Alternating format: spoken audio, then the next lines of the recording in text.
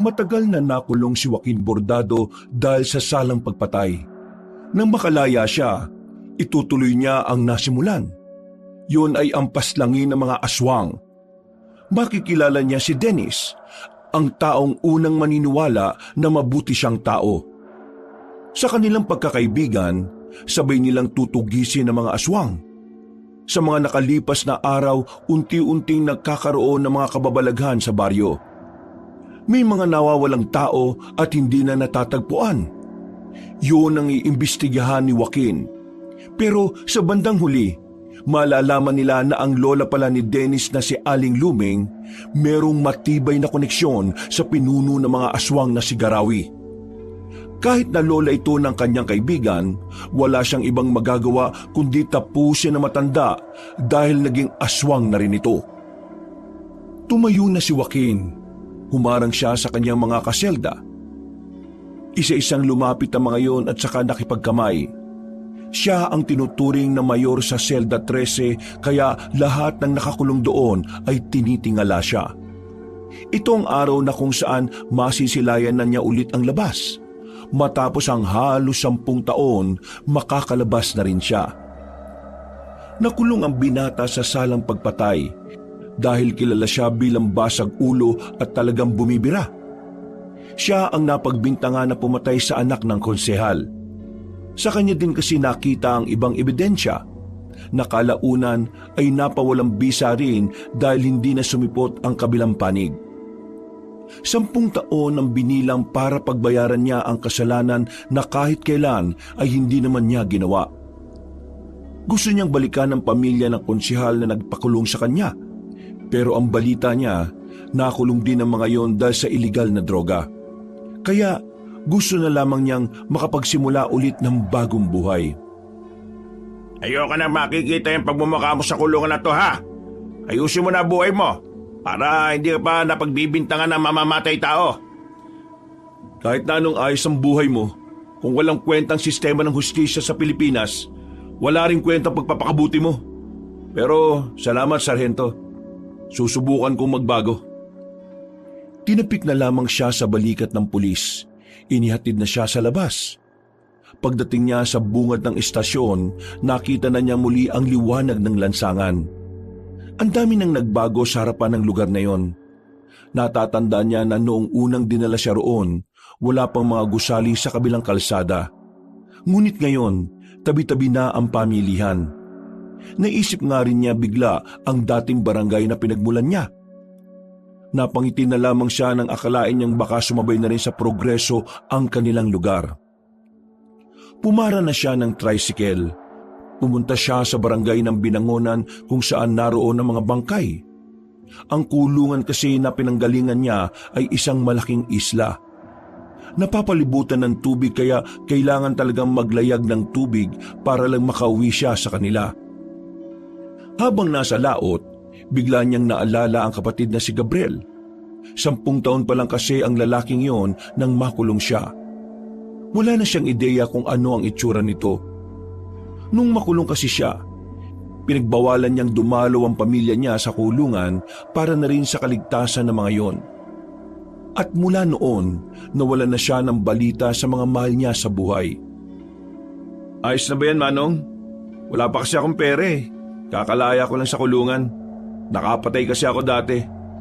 Mabuti naman ako pero minsan mainitin ang ulo ko. Sa sinabi niyang yun sa bangkero, napatango na lamang yun at nagmamadaling makabalik ng bangka.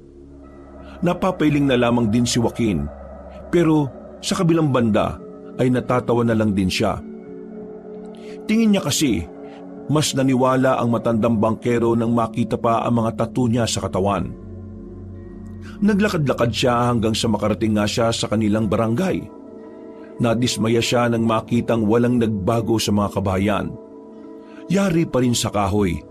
Kung may simentado man, bilang lang sa daliri.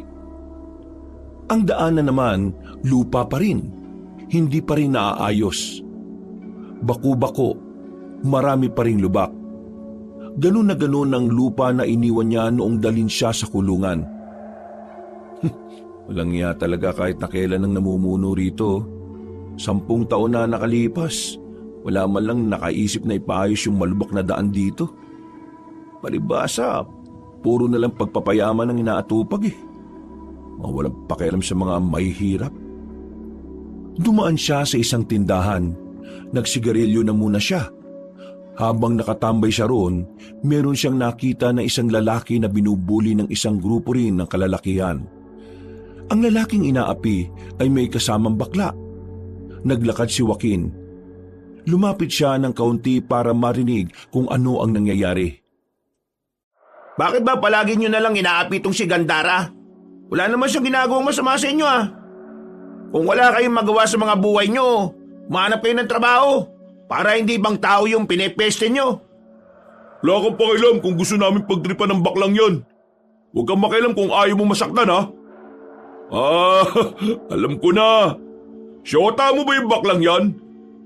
Gano'n na kayo katagal ha?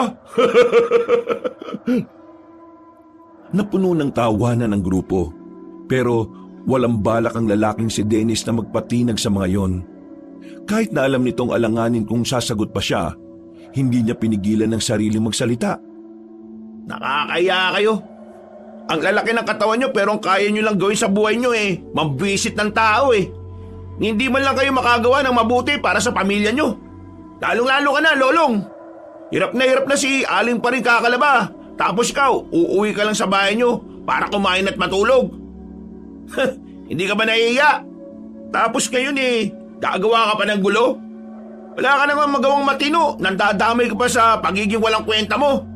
Aba, tarantado ka. Bakit? Kaya mo na ba ako ngayon, Dennis? Kung makapagsalita ka, parang papalag na yung mga buto mo Okay, bakit? Akala mo ba porke marami kayo, matatakot ako? Matapang lang naman kayo kapag marami kayo Hindi nyo nga yata kayang lumaban ng isaan lang Isahan? Bakit naman kami lalaban ng isahan Grupo nga kami. Tanga ka ba? O wala ka talagang utak? Biglang hinawakan ni Lolong ang kwelyo ni Dennis. Dinikit na ito sa nakaparadang truck sa gilid. Agad namang lumapit ang beke na si Gandara para umawat. Hoy, swangit! Bitiwan mo nga yung friend ko! Hoy! Huwag kang makialam dito bakla Magbalat ka na lang ng patata sa inyo. Ikaw, magpalaki ka na lang ng eggnog mo sa inyo. Abat, sira ulo ka! Sinuntok ni Lolong si Gandara. Agad na tumumba ang binabae. Noong mga sandaling yon, hindi na rin nagpatumpik pa si Dennis. Sinuntok na rin niya si Lolong. Ang kaso nga lang, hindi naman tinamaan ng lalaki. Sa halip, si Dennis pa ang nalagay sa alanganin. Nagsimula na ang gulo. Pinagsisisipa at pinagtatatadyakan ng mga kalalakihan ng kawawang si Dennis. Ang beki naman na si Gandara ay wala rin namang nagawa. Tinutulak lang ito sa tuwing lalapit. Noong mga sandaling yon, hindi na nakatiis si Joaquin. Kailangan na niyang makialam. Kahit na barumbado siya, ayaw din naman niyang may nagsisiga-sigaan sa lugar na dati na niyang pinagharian. Di ba kayo nahiya sa mga sarili niyo? Tumigil ang grupo ni Lolong nang marinig siyang nagsalita. Nakasimangot ang mga yon na nakatingin sa kanya. Tila hindi gusto ang pakikialam niya. Sino ka naman mukhang gusgusin ka? Tingnan mo nga sarili mo Sira pa ang pantalon mo. Ano akala mo? Dahil marami kang tato matatakot kami sa'yo? Hibang ka na ba? Hindi mo man lang ba tatanungin kung saan ako galing bago mo ako makaharap ngayon? Ano pakialam ko? Di nga kita kilala di magpapakilala ako sa'yo. Yung ba gusto mo? Bakit ka ba nakikialam? Taga rito ka ba? Tinatanong mo ako kung taga rito ako. Bakit? Interesado ka na ba? Dami mong shot-shot. Ibaba mo yung bag mo. At subukan mo na ako ngayon. Nang magkaalaman na tayo. Buburahin ko yung mga tattoo mo gamit lang ang kamao ko. Di sige, tingnan natin. Lumapit si Lolong. Akala niya porke mas malaki siya kay Joaquin ay kakayanin niya ang taong 10 taon nang nasanay sa sakit ng katawan sa kulungan. Sinuntok ni Lolong si Joaquin. Pero laking gulat ni Lolong nang mailagan siya ni Joaquin nang walang kahirap-hirap. Nahawakan ni Joaquin ang kamay ni Lolong. Hinila yung pababa. Nang mapalod ang isang tuhod ni Lolong ay saka naman tinaga ng kamay ni Joaquin ang balikat ng lalaki. Lahat ay nagulat. Lahat ay nabigla nang makitang nakadapa na si Lolong sa lupa habang nasa likuran nito si Joaquin. Hindi makapalag si Lolong. Yun ang unang pagkakataon na nakita ng mga taong naroon na tila walang kalaban-laban ng maangas na lalaki. Kailangan ko ba bang sabihin ang pangalan ko? Bakit? Sino ka ba talaga? Ako si Joaquin. Kilala ako bilang si Joaquin Bordado sa Selda 13. Kung gusto mong mas makilala pa ako, tumira ka sa selda na pinanggalingan ko. Nakulong ka na? Saka lamang umalis si Joaquin sa likuran ng lalaki nang makita niyang naging kalmado na rin yon. Ngumisi si Joaquin. Sandaling pinagpagang pantalon. Tumingin siya sa mga kasama ni Lolong.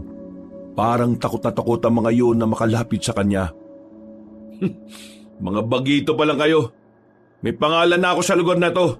Kaya wag na kayo maghari-harian dito. Dahil nandito na ulit ako. Ikaw, anong pangalan mo? Bakit mo tinatanong? Hindi kita sinasabing sumagot ng patanong. Sumagot ka ng maayos. Lolong ang pangalan ko. Kayong lahat, ako si Joaquin. Nandito na ako. Nagbabalik na ako sa barangay na ito. Kung sino man ang mga maangas dito, pasensyaan tayo.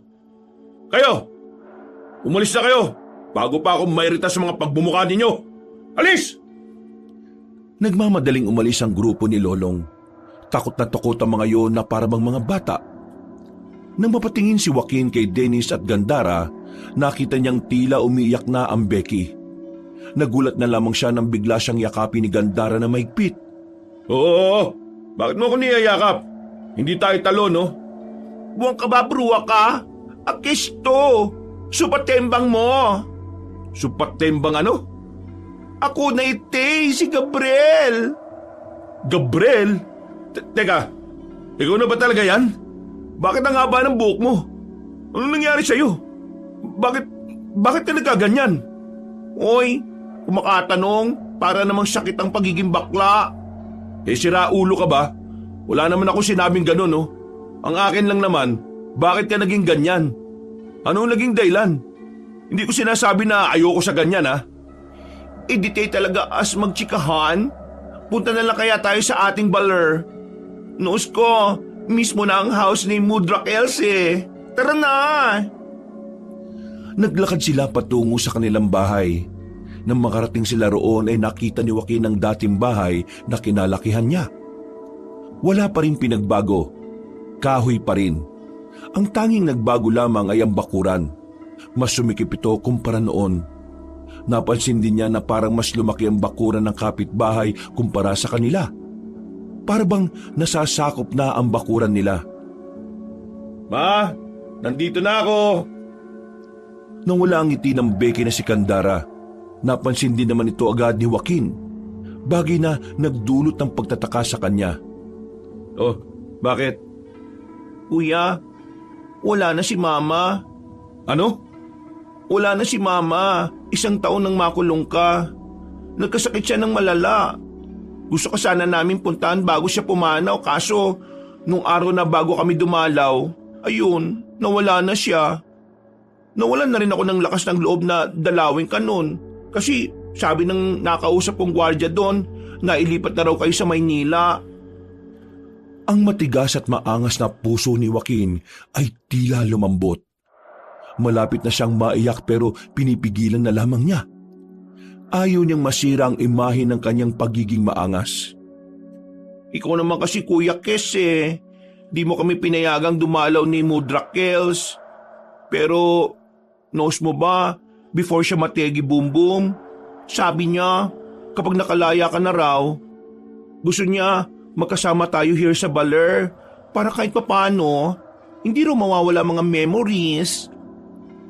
Hindi ko inakala na sa pagbabalik ko wala na pala si Mama. Kung alam ko lang na may sakit siya, gumawa na sana ako ng paraan para makita siya. Hindi na natin mabibring back ang nangyari sa patembag ko. Ang gawin na lang natin, live our life to the max. Ikaw, bakit ka naging bakla? Huling kita ko sa'yo, nakikipagsuntukan ka pa eh. Brother naman, 10 years old palang Akes that time, no? Sa 10 taon na walay ka, dami ng happenings. Let's say, nahumaling Akes sa mga damit na pangbabae.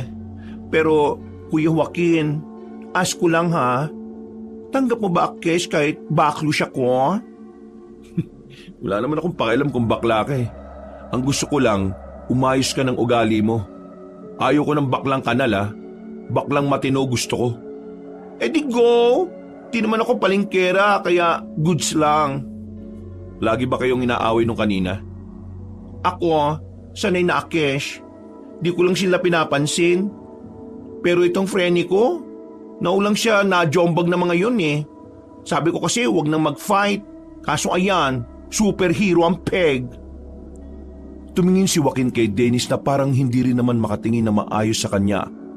Tila nahihiya o kaya naman ay natatakot.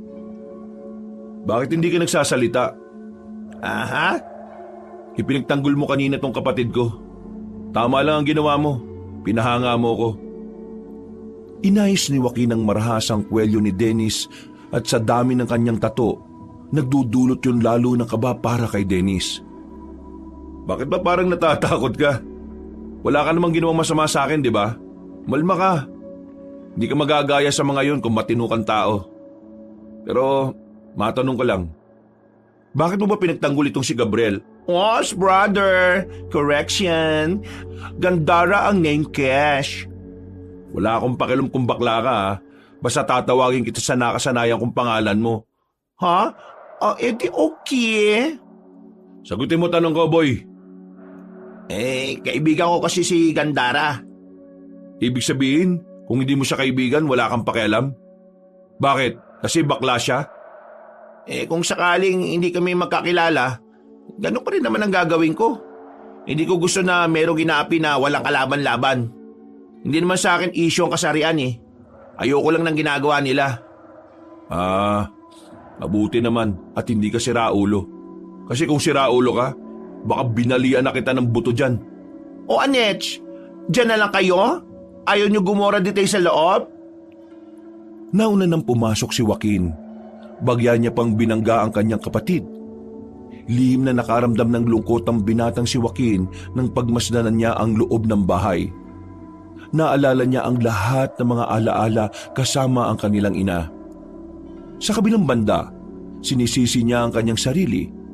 Kung hindi lang sana kasi siya naging basag ulo noon, idi sana ay mas nabantayan niya ang kanyang ina. Idi sana hindi siya napagbintangan na pumaslang sa anak ng konsehal. Ma, mapatawad mo sana ako sa dami ng pagkukulang ko sa pamilyang to. Oy, no ka ba? Patagal ka nang pinatawad ni Mudra, no? Huwag ka nang sad dyan. Hindi bagay sa mga tattoo mo, ha? Uy, nagugutom ako. Wala na bang pagkain dito? O siya, ako rin, Tom Jones na rin eh. O sige, gogora mo na Akesha. Bibili ako ng pudang natin. Pwede ba ayusin mo yung pananalita mo? Ayos lang sa akin na bakla ka pero gusto kong madali kita maintindihan. Di ko maintindihan mo pinagsasabi mo eh. Okay. O ikaw? Ako? Oo, ikaw. Bakit? Dito ka lang, may tatanong ako sa'yo. Ano ba yun? Sino naghahari-harian dito? Sino-sino pang mga kamag-anak ni Consial Marquez ang natitira dito? Nagbabalakang gantian sila. Wala na sila rito. Yung iba, nagkandamatay na. Yung iba naman nakulong sa Maynila. Ano? Nagkandamatay? Bakit? Anong nangyari sa iba? Wala rin nakakaalam eh. Basta isang umaga, dumating ang mga bangkay nila na lasog-lasog na. Sa pagkakaalala ko, 15 anyos pa lang ako noon. Kami ni Gandara. Wala bang nabanggit na kahit na ano kung sino yung suspect? Nung una, ikaw pa rin ang pinagbibintangan. Kasi pinatay mo raw yung anak ni Konsyal eh. Hindi malabong patayin mo rin yung iba. Pero wala rin nangyari sa bintang nila kasi di ba nakakulong ka na nga. Mga siraulo pala talaga yung mga yun eh no. Ako pa rin kahit wala na akong kakayahan. Ang tanong, pinatay mo ba talaga yung anak ni Consial Marquez? Ano sa tingin mo? Tingnan mo ako sa mata. Tingnan mo kung talaga bang kaya kong pumatay ng tao. Alam ko na kaya mong pumatay ng tao. Pero hindi ko lang alam kung ikaw ba talaga pumatay sa anak ni Konsyal. Hindi ko pinatay ang anak niya. Nang makita ko si Norman, nakahandusay na siya. May tama ng baril sa ulo. Na wala akong kinalaman. Di kung ganon, bakit hindi ka umapila? Kasi wala akong kapangyarihan eh. Wala akong pera. Kahit umapila ako, wala rin mangyayari. Mas pinili ko na lang na manahimik kaysa madamay pa pamilya ko. Hindi ka ba nangihinayang dahil ikaw ang nakulong na dapat iba ang nandun sa selda? Siyempre nangihinayang ako. Nagalit, nainis. Kinamuhian ko sila. Pero wala na magagawa galit ko. Wala na rin naman sila eh. Pero napapaisip pa rin ako kung ano nangyari dun sa mga kamag-anak ni Konsyal na pinatay. Meron akong narinig na chismis noon. Kaso noon pa yun eh. Hindi ko sigurado kung totoo. Kasi hindi ko rin naman alam din kung totoo mga pumaslan sa kanila. Bakit ano ba yun? Ang narinig ko na sinabi ng mga tricycle driver noon, aswang daw ang pumaslang sa mga kamag-anak ni Konsyal. Aswang? Oo! Pinaslang daw sila ng mga aswang kasi itong si Konsyal may nilokong negosyante. Ang chismis, yung negosyante, aswang. At alam mo ba kung anong nakapagtataka? Yung mga tricycle driver na narinig kong yun ang pinag-uusapan, abay, bigla na rin nawala. Hanggang ngayon, hindi na sila nakita. Alam ko yan kasi yung isa sa mga tricycle driver, tatay ng kaibigan namin ni Gandara. Sandaling hindi nakapagsalita ang lalaking si Joaquin. Nung nasa kulungan siya, walang araw na hindi nawala sa kanyang isipan ang tungkol sa mga nilalang na yon. At ang mga nilalang din na yon ang isa sa mga dahilan kung bakit sabik siya sa paglaya. Ayos ka lang ba? Bakit parang natahimik ka yata? Oo, ayos lang ako. Nagugutom na kasi ako eh. Paglabas ko ng kulungan, wala akong kapera-pera. Lahat ng naipon ko sa kulungan, ibinigay ko na talaga sa mga kakosa ko. Bakit? Ikaw ba mayor nila? Oo, bakit? Gusto mo rin bang maging mayor? Hindi Ayoko makulong no? Mga ilang sandali lang ay nakabalik na rin naman si Gandara. Sabay silang kumain tatlo. Sa mga sandaling yon, kahit na papaano ay gumagaan na rin ang kalooban ni Joaquin. Dahil matapos ang 10 taon, hindi na mga preso ang kasama niyang kumakain. Iba pala ang pakiramdam na makalaya. Ito ang pakiramdam ni Joaquin habang nakatulala siya sa labas ng kanilang bahay. Nung una, inakala niyang hindi na talaga siya makakalabas. Mabuti na lamang ay nagkaroon siya ng parol. Masaya naman si Joaquin na nakita na niya ang kanyang kapatid.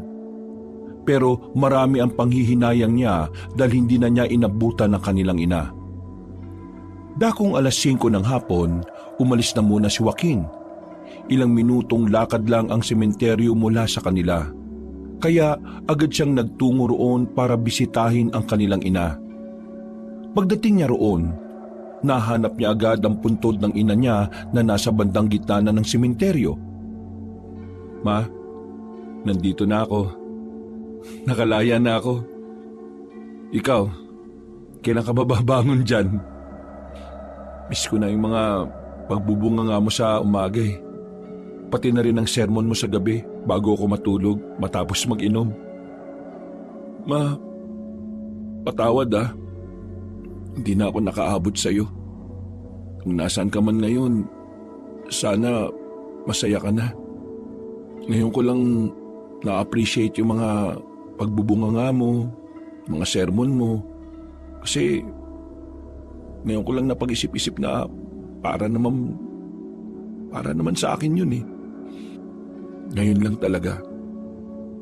Kung kailan wala ka na. Totoong laging nasa huli ang pagsisisi. Biglang humangin ng malakas. Bagyang napangiti si Joaquin. Pero nawala ang ngiting yun na makaramdam siya ng kakaiba. Sinuyod niya ng tingin ang buong paligid. Wala siyang ibang nakita kundi ang mga nicho lang na nilulumot na rin dahil sa kalumaan. Ma, sandali lang May kukumpirmahin lang ako. Sandaling iniwan ni Joaquin ang puntod ng ina. Naglakad siya para sundan ang nararamdaman niyang presensya. Habang naglalakad siya, palakas ng palakas ang naririnig niyang kaluskos. Parang may tao na naglalakad at umaapak sa mga tuyong dahon. Inihanda na niya ang kanyang sarili. Nakahawak na siya sa patalim na nakasuksok sa kanyang tagiliran. Marahan siyang naglakad patungo sa likuran ng puno. Pagtingin niya roon, dismayado siya nang makita ang isang aso na kulay puti. Pambihira naman. Bakit ka ba nandito sa sementeryo? May dinadalaw ka rin ba? Tumahol lang ang aso. Malis ka na. Di ka pwede sa sementeryo. Mabubulaw mo lang itong mga nandito eh. Tong aso na to, oh. Alis! Agad na tumakbo palayo ang aso ng bugawin na ito ni Joaquin. Napapakamot na lamang siya sa noon niya dahil doon. Binalikan na lamang niya ang kanyang ina. Mahigit 1 oras din siyang naroon. Pagkatapos, naglakad-lakad na muna siya sa buong barangay nila. Wala nang nakakakilala sa kanya. Kahit ang mga dati niyang kakilala ay hindi na siya natatandaan. Naiintindihan naman niya ang mga yon. Kahit din naman kasi si Gandara na kapatid niya ay hindi agad siya namukaan. Malaki na rin kasi talaga ang ipinagbago ng mukha niya. Mas dumami kasi ang tattoo niya sa katawan nang makulong siya sa mahabang panahon. Hey Dennis, tama ba? Nadaanan niya ang binata sa tapat ng isang bakuran. Abala yung nagsisibak ng kahoy. Agad din naman itong lumapit sa kanya. Oh, bakit? Ano kailangan mo? Saan may bilihan dito ng lambanog? Naku, sarado na tindahan sa mga ganitong oras. Kadalasan, sa baya ka na makakabili ng ganyan. Ang layo. Nakakatamad. Bukas, samahan mo ako ha. Di ako pwede. Marami akong gagawin bukas eh. Tsaka, di ba wala ka pang pera? Saan ka naman kukuha ng ipambibili mo? Tingin mo hihingi ako sa'yo? Eh kung iuntog kaya kita sa muscle ko. Malamang, nanghingi ako sa kapatid ko. Siya may pera eh. Masipag rumakit si Gandara eh. Siya na ang bumubuhay sa sarili niya mula nang mawala ang mama ninyo. Wala naman din kasing tumutulong na kamag-anak ninyo. Lahat sila, parang tinakwil na kayo mula nang makulong kayo. Ngayon nandito naman ako. Hindi ko hahayaan na magdusa yung baklang yun. Kapatid ko yun eh. Kaya akong bahala ron. Eh saan ka naman kukuha ng pera? May mahanap ka pa bang trabaho? Kaya mo ba ako tinatanong ng ganyan kasi nakakulong ako? Oo, eh ano pa ba? May mahahanap pa akong trabaho. May kakilala akong magpapasok sa akin sa dati kong trabaho. Illegal? Hindi to illegal. Isa tong trabaho na kahit kailan, hindi mo basta-basta mapapasok kung takot kang mamatay. Eh di illegal nga.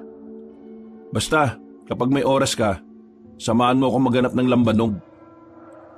Tinapik na lamang ni Joaquin ang balikat ng binatang si Dennis at naglakad na rin papalayo. Pagsapit ng gabi, habang walang kamalay-malay ang kanyang kapatid, nagtungo siya sa kagubatan. Pupuntahan niya ang isang kakilala na noon niya pakasakasama sa mga lakad niya. Kakilala na nagturo sa kanya kung papaano kumita ng pera.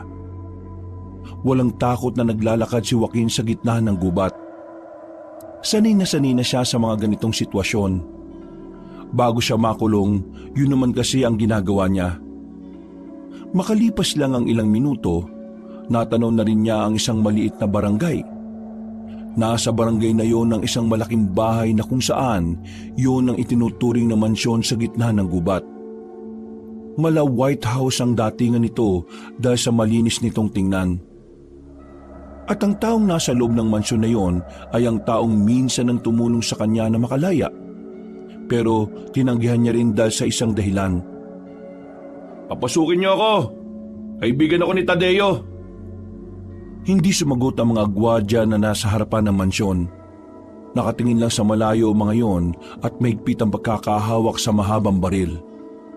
Ako si Joaquin, ang isa sa pinakamataas na tauhan ni Tadeo.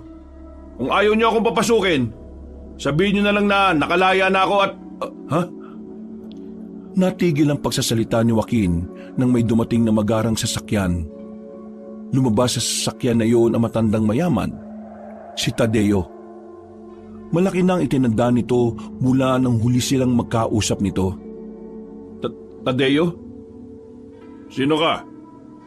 Kung hindi mo ako namumukaan, busesan mo na lang ako. Joaquin?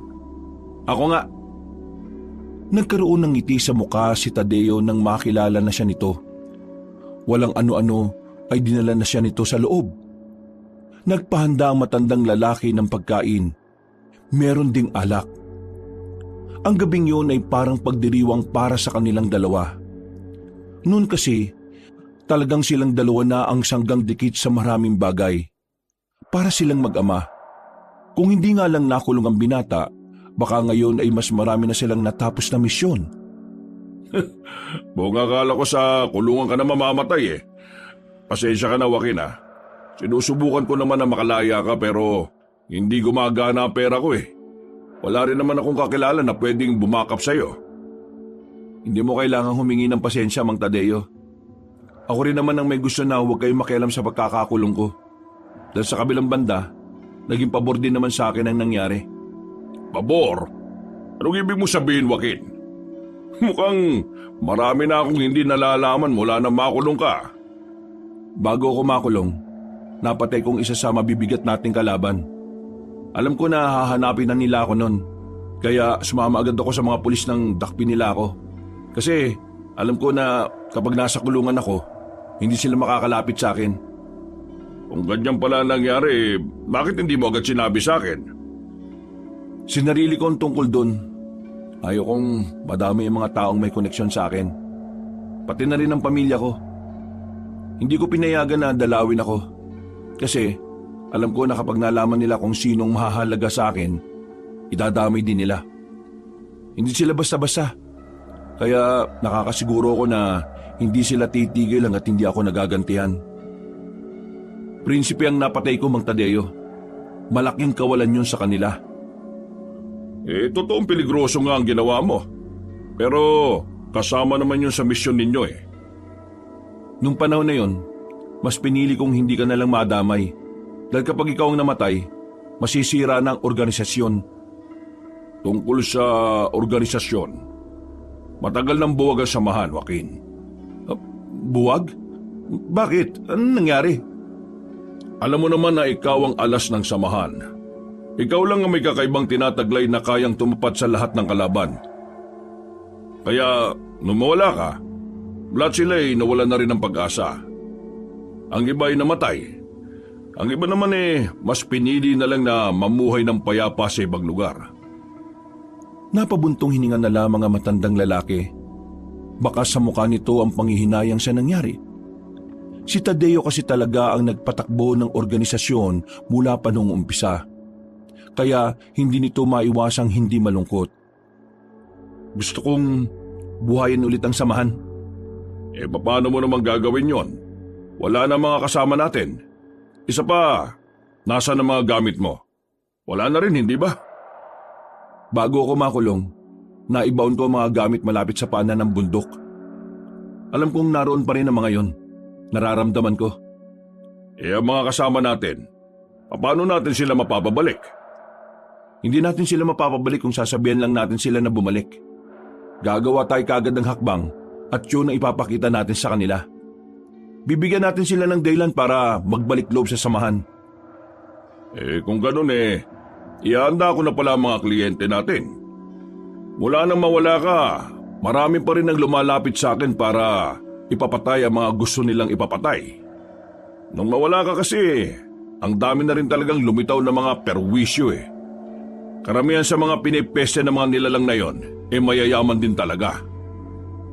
Sige, ihanda mo na ang mga kliyente at ihanda mo na rin ang mga pasahod. Kailangan ko rin kasi talaga ng pera para makapagsimula Bukas ng umaga, sabihan mo ang mga kliyente mo na tuloy na ulit ang operasyon. Pakisabi na nakalaya na ang bordadong birador ng mga aswang. Malapad ang ngiti na matandang si Tadeo. Sabik na agad itong maibalik ang samahan na dating nagprotekta ng kanilang lugar. Masayang lumabas ng mansyon ang binatang si Joaquin. Ngiting tagumpay din siya dahil nakabali siya ng pera kay Tadeo. paniguradong meron na silang panggastos ni Gandara ng ilang buwan. Bago siya umalis sa gubat, ay pinunta na muna niya ang mga nakatanim niyang gamit sa paanan ng bundok. Halos kalahating oras din ang nilakad niya bago niya yun narating. Sa wakas, nandito na rin ako. Nandito na ako para gamitin kayo ulit. Sana'y ako pa rin ang kinikilala niyong amo. Gamit lang ang makapal na sanga ng puno na may talim sa dulo, hinukay niya ang lupa. Maya-maya lang nakita na niya agad ang baul kung saan nasa loob nito ang mga gamit niya noong pumapatay pa siya ng mga aswang. Pagbukas niya ng baul, napapikit agad siya nang biglang sumilay sa kanya ang malakas na liwanag. Silaw na silaw ang lalaki, pero maya-maya lang ay naging bahagya na lamang ang liwanag na nagmumula roon. Kinuha niya agad ang isang kwintas. Ang kwintas kung saan nakadikit ang isang itim na bato. Ang bato na siyang nagsisilbing anting-anting ni Joaquin. Maraming salamat, mahal kong anting-anting. Kahit na matagal tayong hindi nagkita, ako pa rin ang kinikilala mo. Ngayon nandito na ako, magkakasama na tayo muli. Kinuha ni Joaquin ang lahat ng nasa baul at nilagay niya sa kanyang bag. Agad na rin naman siyang umalis. Oh, ano ba Supatembang? Bakit ba ngayon ka lang? Sleeping Beauty na akis eh. Di ba sabi ko ayusin mo pananalita mo pagkausap mo ako? Okay. Pero, saan ka ba galing? Diyan lang, sa kakilala. Dumiskarte ako ng pera. Ano yung daladala mo? Baka gusto mong kumain. Kumain ka na. Tapos na ako eh. Eto lugaw oh. Ay, bongga. Sweet mo naman brother. Meron kang pasalubong. Sweet-sweetin mong mukha mo. Baka bultuin ako ni mama kapag pinabayaan kita, no? So, ano pala ang buhay mo sa kulungan? Sandaling natahimik si Joaquin. Umupo na muna siya sa tapat ng lamesa. Napangiti siya ng mapait. Nung una, siyempre mahirap. Pero nung tumagal, nasanay na lang ako. At saka, ako naging mayor sa selda namin kasi wala ni isang kaya kong talunin sa suntukan eh. Pero pagdating naman sa pagkain, limitado lang. Hindi makakakain ng marami kung pangkaraniwang preso ka lang. Ako, kahit papano hindi naman ako nakukulangan. Pero yung mga sobra, pinamamahagian ko yung mga kakosa ko. Wow! Bait-baitan ng peg! O bakit? Dapat ba kapag preso ka, siraulo ka? Gabriel, hindi ko kasalanan ng pinagbayaran ko. Hindi ako masama. Basta gulero lang ako dito sa atin. Pero hindi naman ako ng abuso ng mga taong wala namang ginagawang masama. Hoy! Relaxation, brother. Hindi ko naman sinabing masama kang tao no? Ito naman. Sa mga susunod na araw baka wala ako dito sa bahay. Oh, saan ka naman gogora? Gugurang pinagsasabi mo. Saan ka pupunta, I mean? Didiskarte ng trabaho. Sige na, matutulog na ako. Kumain ka na dyan. Tumungo na lamang ang binatang si Joaquin sa kanyang silid. Paghiga niya ay agad na rin naman siyang nakatulog. Kinabukasan, pagdilat niya ng kanyang mga mata, narinig niya agad si Gandara na maingay sa labas. May kinakausap ito mga tsismosa. Napailing na lamang si Joaquin. Hindi niya inakala na parte pala ng grupo ng mga tsismosa ang kapatid niya. Lumabas na lang siya para bumili ng almusal. Palingon-lingon siya sa mga nadadaanan niyang tambay. Hindi tumitingin ang mga yun sa kanya. Natatakot dahil sa dami ng tato na nasa katawan niya. Sinusuri niya ang mga tambay na yon kung may kapasidad ba ang mga yon na sumama sa trabaho niya. Kailangan niya kasing maghanap ng mga bagong tao. Hindi niya kasi sigurado kung babalik pa ang mga dati nilang kasamahan. Nang makadaan na siya sa lumang kulungan ng mga baboy, naroon ang grupo ng lalaking si Lolong. Nakatambay, tamang sigarilyo, tamang tahawanan. Pero ang mga ngiti ng mga yon ay nawala nang tumigil na si Joaquin sa harapan. Oh, anong kailangan mo? Wala na kaming ginagawa masama sa iyo Gusto mo bang kumita ng pera? Oh, Bibigyan ko kayo ng pagkakataong kumita ng pera para naman magkaroon kayo ng silbi sa bayan at sa mga magulang ninyo. Nag-o-offer ka ba o nang-iinsulto ka lang? Parehong ganun na nga. Mas maganda nang malaman nyo sa akin pa lang na pabigat lang kayo sa lipunan. O ano? Interesado ba kayo sa trabaho na inaalok ko? Nag-aalok ka ng trabaho pero hindi mo naman sinasabi. Nagpapatawa ka ba? Hindi ako nagpapatawa. Sa katunayan, pwede ako magpayak ng tao ngayon. Oo, kalma lang. Ano ba kasing trabaho yan? Kailangan nyo lang pumatay ng aswang. Nagtawanan ng mga kasama ni Lolong habang si Lolong naman ay nagpipigil na lang din ng kanyang tawa. Pero si Joaquin, seryoso lang ang muka. Walang mababakas na nagbibiro ito. Kaya naman agad na rin nanahimik ang grupo ni Lolong. Tingin niyo ba nakikipagbiruan ako sa inyo? Ha? Eh yung sinasabi mo naman kasi hindi ka panipaniwala eh.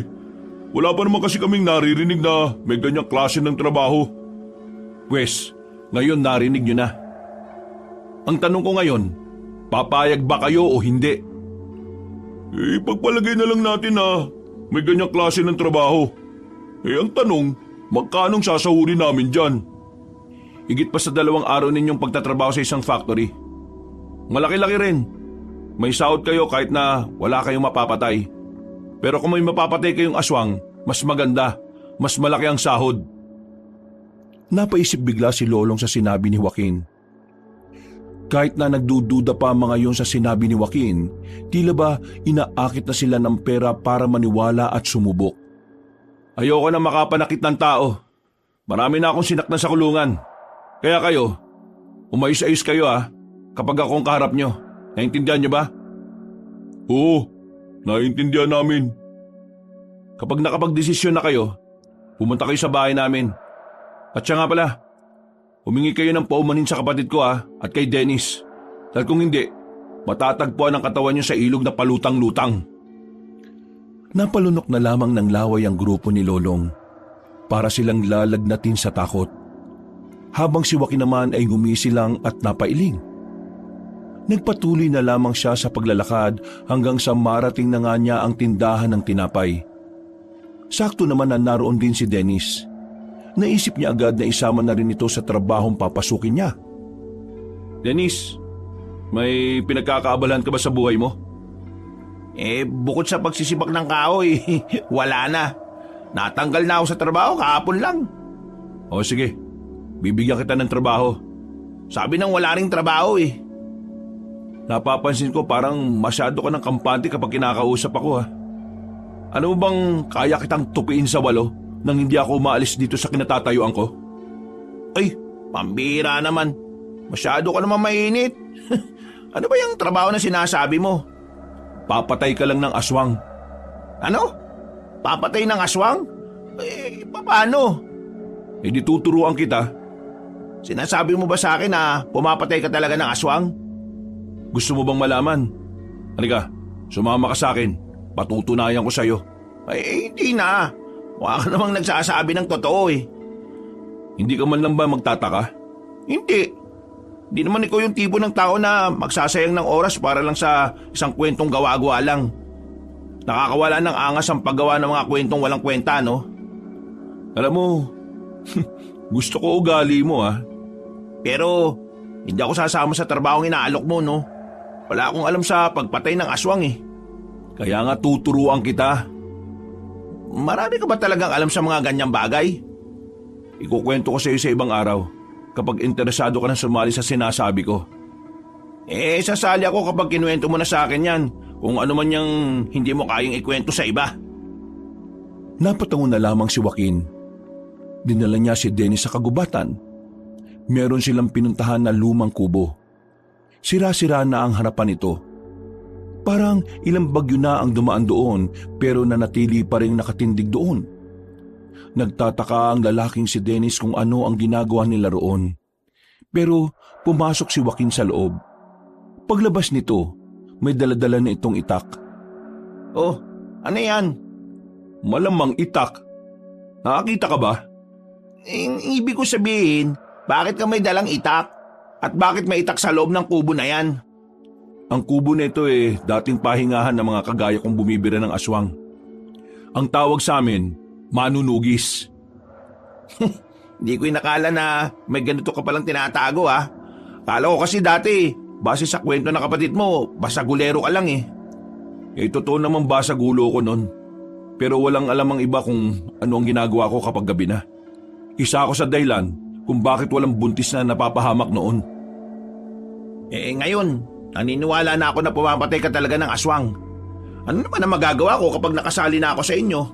May mapapala ba ako dyan? Kagaya nga na sinabi ko sa'yo, trabaho to, hindi to libre. May nasagap kaming balita ng boss ko na ang mga aswang, pinupuntirya pa rin yung mga mayayaman. Pinapatay yung mga negosyante at inaangkin ang mga yaman nila. Ang mga magiging kliyente natin ay mga mayayamang tao. Mga taong maraming pera na kulang sa proteksyon laban sa mga aswang. Natanging mga manunugis na gaya ko lang ang makakapagbigay ng kapayapaan sa kanila. Ang dami nilang pera. Bakit hindi sila kumuha ng mga tao para protektahan sila? Uso na baril pre, no? Alam mo, Dennis, kung sapat lang ang baril, hindi na nila kami kailangan. Nakakatuwa mang isipin pero kami mga manunugis na patalim lang ang gamit, kami pa ang nakakapatay sa mga aswang. Yun ay dahil kami ang mas nakakaalam kung paano sila patatahimikin. Binabayaran nila kayo. Magkano naman? Malaki. Sapat na para mabuhay ka ng 2 buwan o hanggang 4 na buwan. Wow! Ganong kalaki? Sasali ako. Kasi kailangan mo ng pera. Oo, at gusto ko rin magkaroon ng saysay itong buhay ko, no? Yan, sige. Tama yan. Teka, may tanong ako. Ano naman yan? Bakit parang hindi ka naman barumbado? Nung unang kita ko sa'yo kahapon, pakiramdam ko siga ka eh. Siga naman talaga ako eh. Pero hindi sa lahat ng tao. Siga na lang ako sa mga taong mapang-abuso at mapang-api. Yun ang natutunan ko sa loob ng kulungan.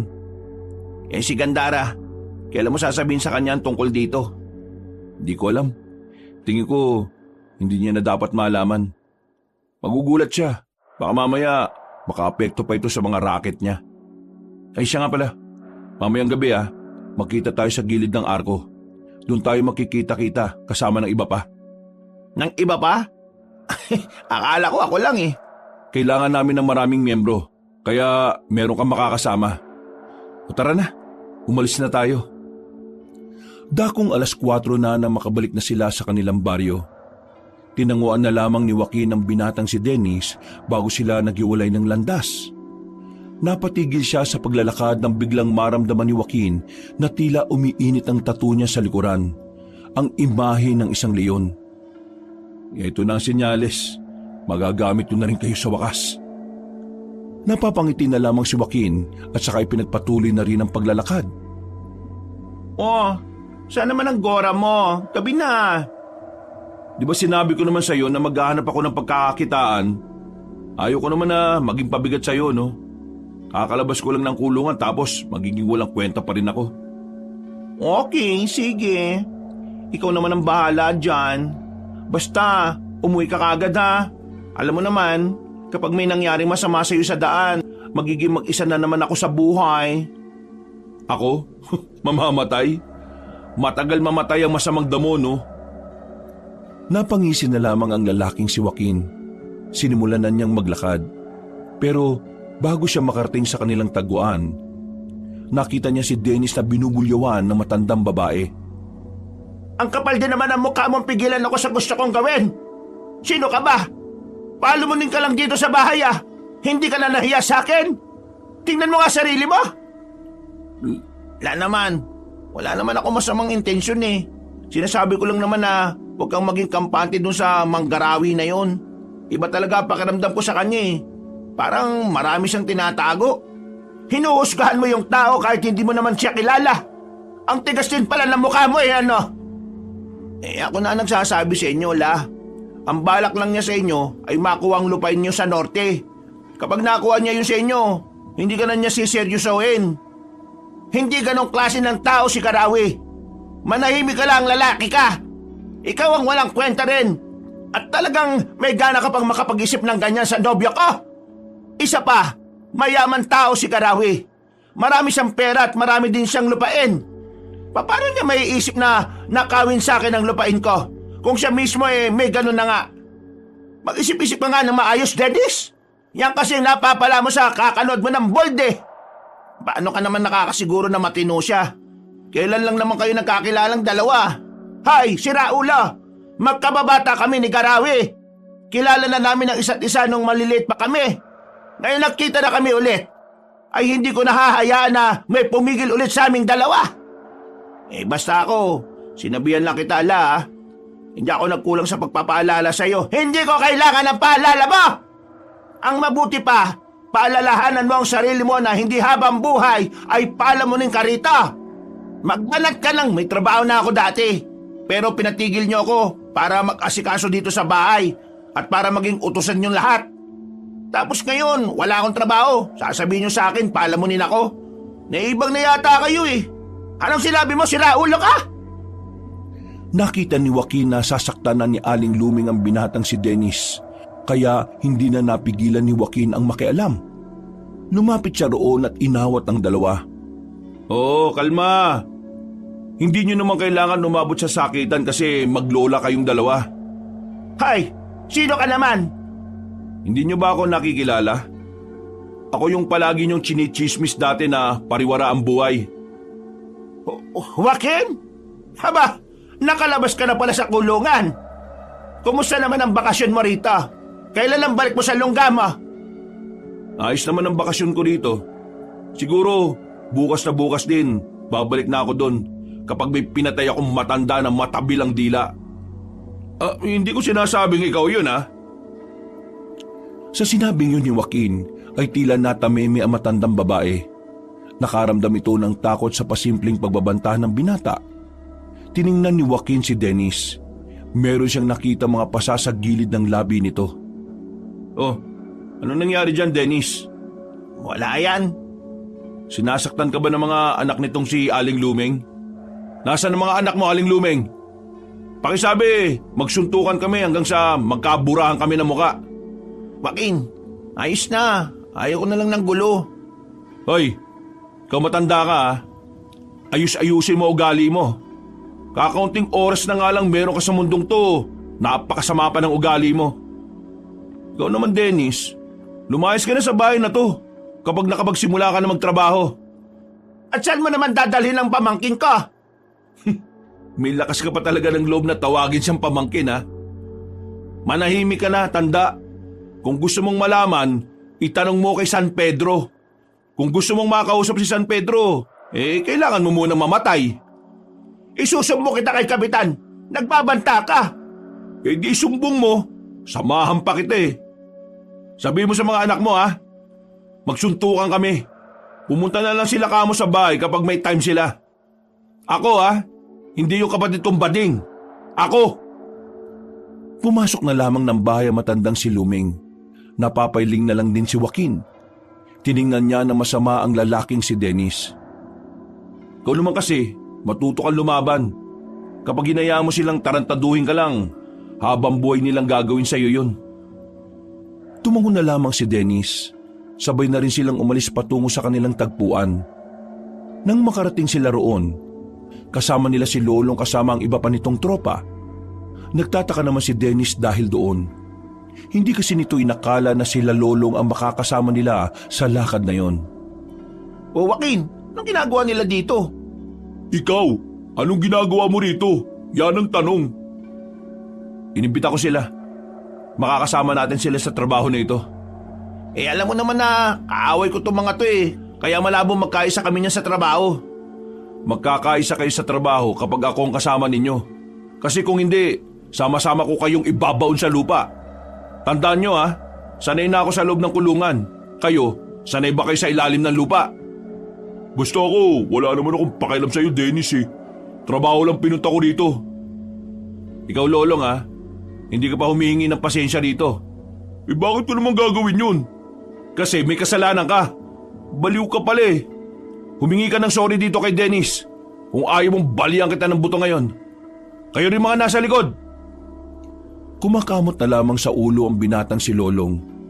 Sa takot na baka masaktan na naman siya ni Joaquin, nilunok na lamang nito ang kanyang pride. Dennis,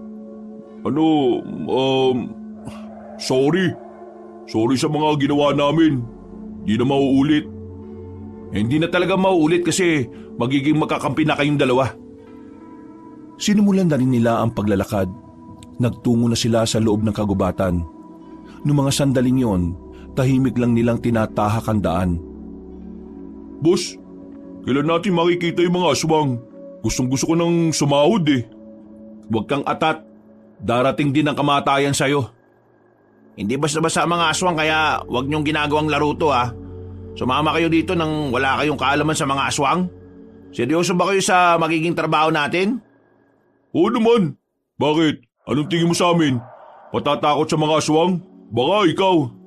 Hoy, manahimik nga kayong dalawa. Malapit na tayo. Natanong na nila ang maliwanag na mansyon. Sumilay ang ngiti sa mukha ni Lolong. Habang tahimik lang naman si Dennis. Hindi nagtagal at narating na rin nila ang mansyon ni Mang Tadeo. Pagpasok nila sa loob, ay dinala sila ng isang gwardya sa malawak na silid kung saan naghihintay na roon ang matandang mayaman. Mapagpalang gabi sa inyong lahat mga pare. Ako nga pala si Tadeo, ang nag-iisang pinuno ng organisasyon ng mga manunugis dito sa ating probinsya. Siya ang tinuturing naming amo, boss at utak ng samahan. Sa kanya lumalapit ang mga nagiging kliyente para pumatay ng aswang. Siya rin ang magpapasahod sa atin.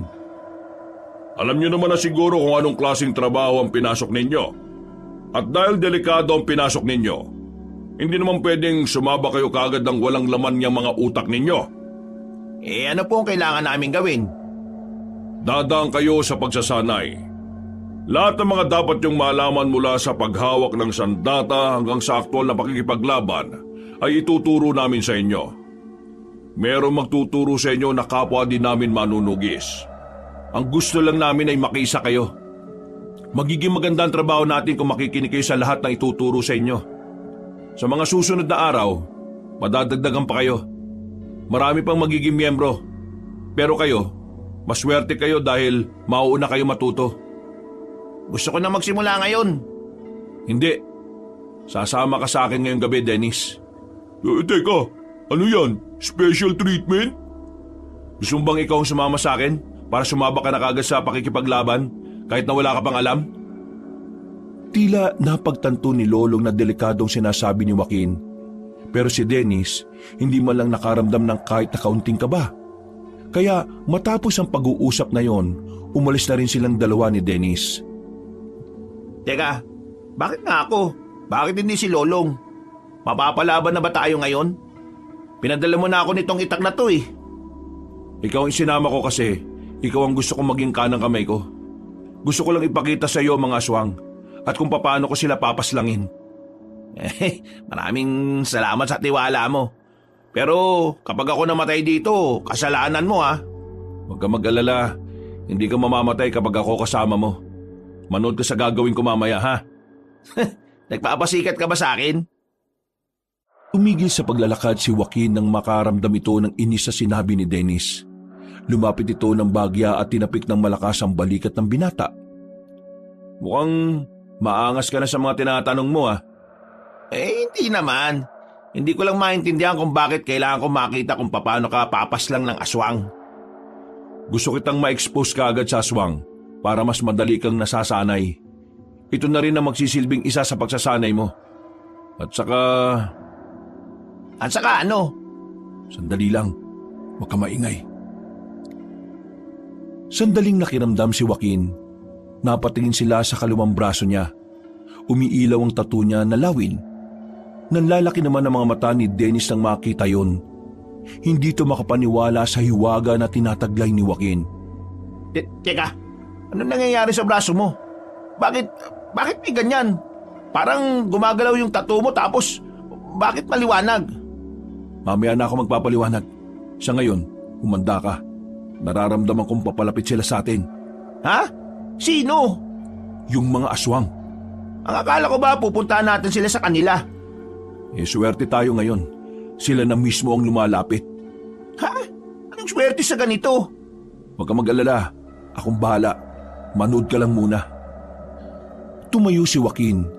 Humina ang liwanag na nagmumula sa braso nitong may imahe ng lawin. Naglakad si Joaquin patungo sa daraanan ng mga aswang. Mga ilang sandali lang, hinarang na rin niya ang mga yon. Sino ka? Bakit mo kami inaarang? Umalis ka dyan kung ayaw mo masaktan. Gusto ko masaktan, kaya hindi ako aalis dito. Biglang pinagana ni Joaquin ang kapangyarihan mula sa imahe ng lawin. Mataas na tumalon ito. Lumapit sa harapan ng mga aswang at agad na tinaga ang isa. Sirit agad ang dugo mula sa dibdib nito. Dahil dito, sabay-sabay nang nagpalit ng anyo ang mga aswang. Sabay-sabay din yung umatake sa kanya. Pero dahil sa kapangyarihan ng imahe ng lawin sa kanyang braso, malakas ang kanyang pakiramdam. Bawat galaw ng mga nilalang ay nararamdaman niya. Kaya naman walang kahirap-hirap na naiilagan niya yun. Miss na miss ko na yung ganitong pakiramdam eh. Ang pakiramdam na makakapas lang ulit ako ng aswang. Parang nilalaro lamang ni Joaquin ang mga kalaban niya. Kahit na may kadiliman, matalas ang kanyang paningin. Para bang paningin din ng lawin ng kanyang ginagamit. Makalipas lang ng ilang minuto, kita niyang tila natatakot na sa kanya ang mga aswang. Ang iba kasing aswang ay nakahandusay na rin. Namatay na ang ilan. May iba naman na naghihingalo na rin. Pero dahil kilalang notoryo si Joaquin pagdating sa pagpuksa ng mga aswang, inubos niya ang lahat ng yon. Si Dennis naman, nanlalaki ang mga mata. Hindi niya inakala na may ganong klase ng kakayahan si Joaquin. Na para kay Dennis, kapangyarihan ng maituturing yon. Paanong gawang patayin lahat ng aswang ng mag-isa ka lang? Totoo ba nakikita ko? Ano bang meron sa mga tattoo mo sa katawan? Akala ko, nakuha mo lang yan sa kulungan eh. Ang mga tattoo na nakuha ko sa kulungan ay maliliit lang. Ito mga tattoo ko na malalaki. Lahat sila, tinutulungan ako sa pakikipaglaban ko sa mga aswang noon pa. Hindi lang nakikita noon dahil dati, lumalabas lang sila kapag ginagamit ko. Dahil matagal ko silang hindi nagagamit dahil nakulong ako, palagi na silang nasa balat ko. Saan mo nakuha mga yan? Pinamana lang sa akin ito nung unang bordado. Ang unang manunugis na nagsalba sa buhay ko. Kung hindi dahil sa kanya, baka napariwara na ako ngayon. Isinama niya ako sa ganitong gawain kaysa mapunta ako sa mga sindikato. Kaya nung mamatay siya, nailipat niya sa akin ang mga kapangyarihang ito nang hindi ko namamalayan. Isang umaga, gumising na lang ako na may ganito na akong kakayahan. Kapag namatay ka, pwede bang sa akin mo na lang ipamana yan? Isira ulo ka ba? Parang gusto mo na kaagad ako mamatay ah. Hindi naman sa ganon. Sinasabi ko lang naman na sakaling... Ha? Napalingon sila sa mga bangkay ng mga aswang nang marinig nilang meron pang isang buhay roon. Naghihingalo. Nilapitan yun ni Joaquin. Kinuha nito ang itak ni Dennis at saka itinarak sa ulo ng aswang. Bininyagan ko na ng dugo ang itak mo ah. Ang tawag dyan, basbas. Tara na. Balik na tayo? Oo, wala na tayong gagawin dito. Nauna nang naglakad ang lalaking si Joaquin. Habang naglalakad sila pabalik, hindi matigil-tigil sa kakatanong si Dennis. Hindi pa rin kasi nabubura ang pagkamangha nito sa lahat ng kanyang nasaksihan. Hanggang sa makabalik na sila sa mansyon ay daldal pa rin ang daldal ang binata. Oh, bakit nandito kayo kagad? Natapos nyo na ba ang lakad ninyo? Oo, tapos na. Sisiw pa rin. Wala ka pa rin talagang kupas. Bukas, habang sinasanay ang mga bago nating tao, puntahan mo na ang isa sa mga pinagtataguan ng mga aswang. Yung mga aswang na nanggugulo kina Don Arevalo. Tumangon na lamang si Joaquin. Nagtungo ito sa loob ng mansyon at pumunta sa malaking kusina. Kumuha ito ng maiinom at pagkain. Naupo ito sa sofa na parang wala lang nangyari. Sasama mo ba uli ako bukas? Oo, doon na tayo sasahod. Kailangan natin mapas lang ang mga aswang na sinasabi ni Mang Tadeo. Turuan mo ko. Gusto ko din makapatay ng aswang eh. Hindi na kita kailangan turuan. Kusa mo na matututunan yon sa mismong laban. Ha? Sigurado ka ba? Oo naman. Nakikita ko ang potensyal mo. Mataas ang potensyal mong mamatay. Parang sinaulo ka naman kausap eh. Ano sinabi mo? Ay, wala. Ang sabi ko, ang galing-galing mo talaga. Wala kang katulad. Ngumisi na lamang si Joaquin. Matapos ang isang boteng iniinom, binalikan na lamang din niya ang kanyang kapatid na si Gandara. Sa mga sandaling yun ay gising pa rin ang binabae. Nagtatahi ito ng damit. Napatigil ng maramdaman na nasa pintuan na si Joaquin. Oh, kumusta ang walking? Anong walking pinagsasabi mo? Ibig kong sabihin, kumusta naman ang nilakad mo? Yun, ayos naman. Sa patimbang ko, may kukwento aki sa'yo, pero huwag kang tatawa ah. O ano naman yan? Kung tungkol yan sa lalaki, wag na. Hindi, tungkol ito sa aswang. Napalingon si Joaquin sa kanyang kapatid nang marinig ang salitang yon. Pagtingin niya kay Gandara, seryoso din ang mukha nito. Walang bahid ng pagbibiro. Oy, bakit? Anong tungkol sa aswang? Yung isang freni ko, yung lolo niya kasi albularyo sa kabilang baryo. Alam mo, deads na. Dineds ng aswang daw eh. Pero na-deads daw yon sa norte.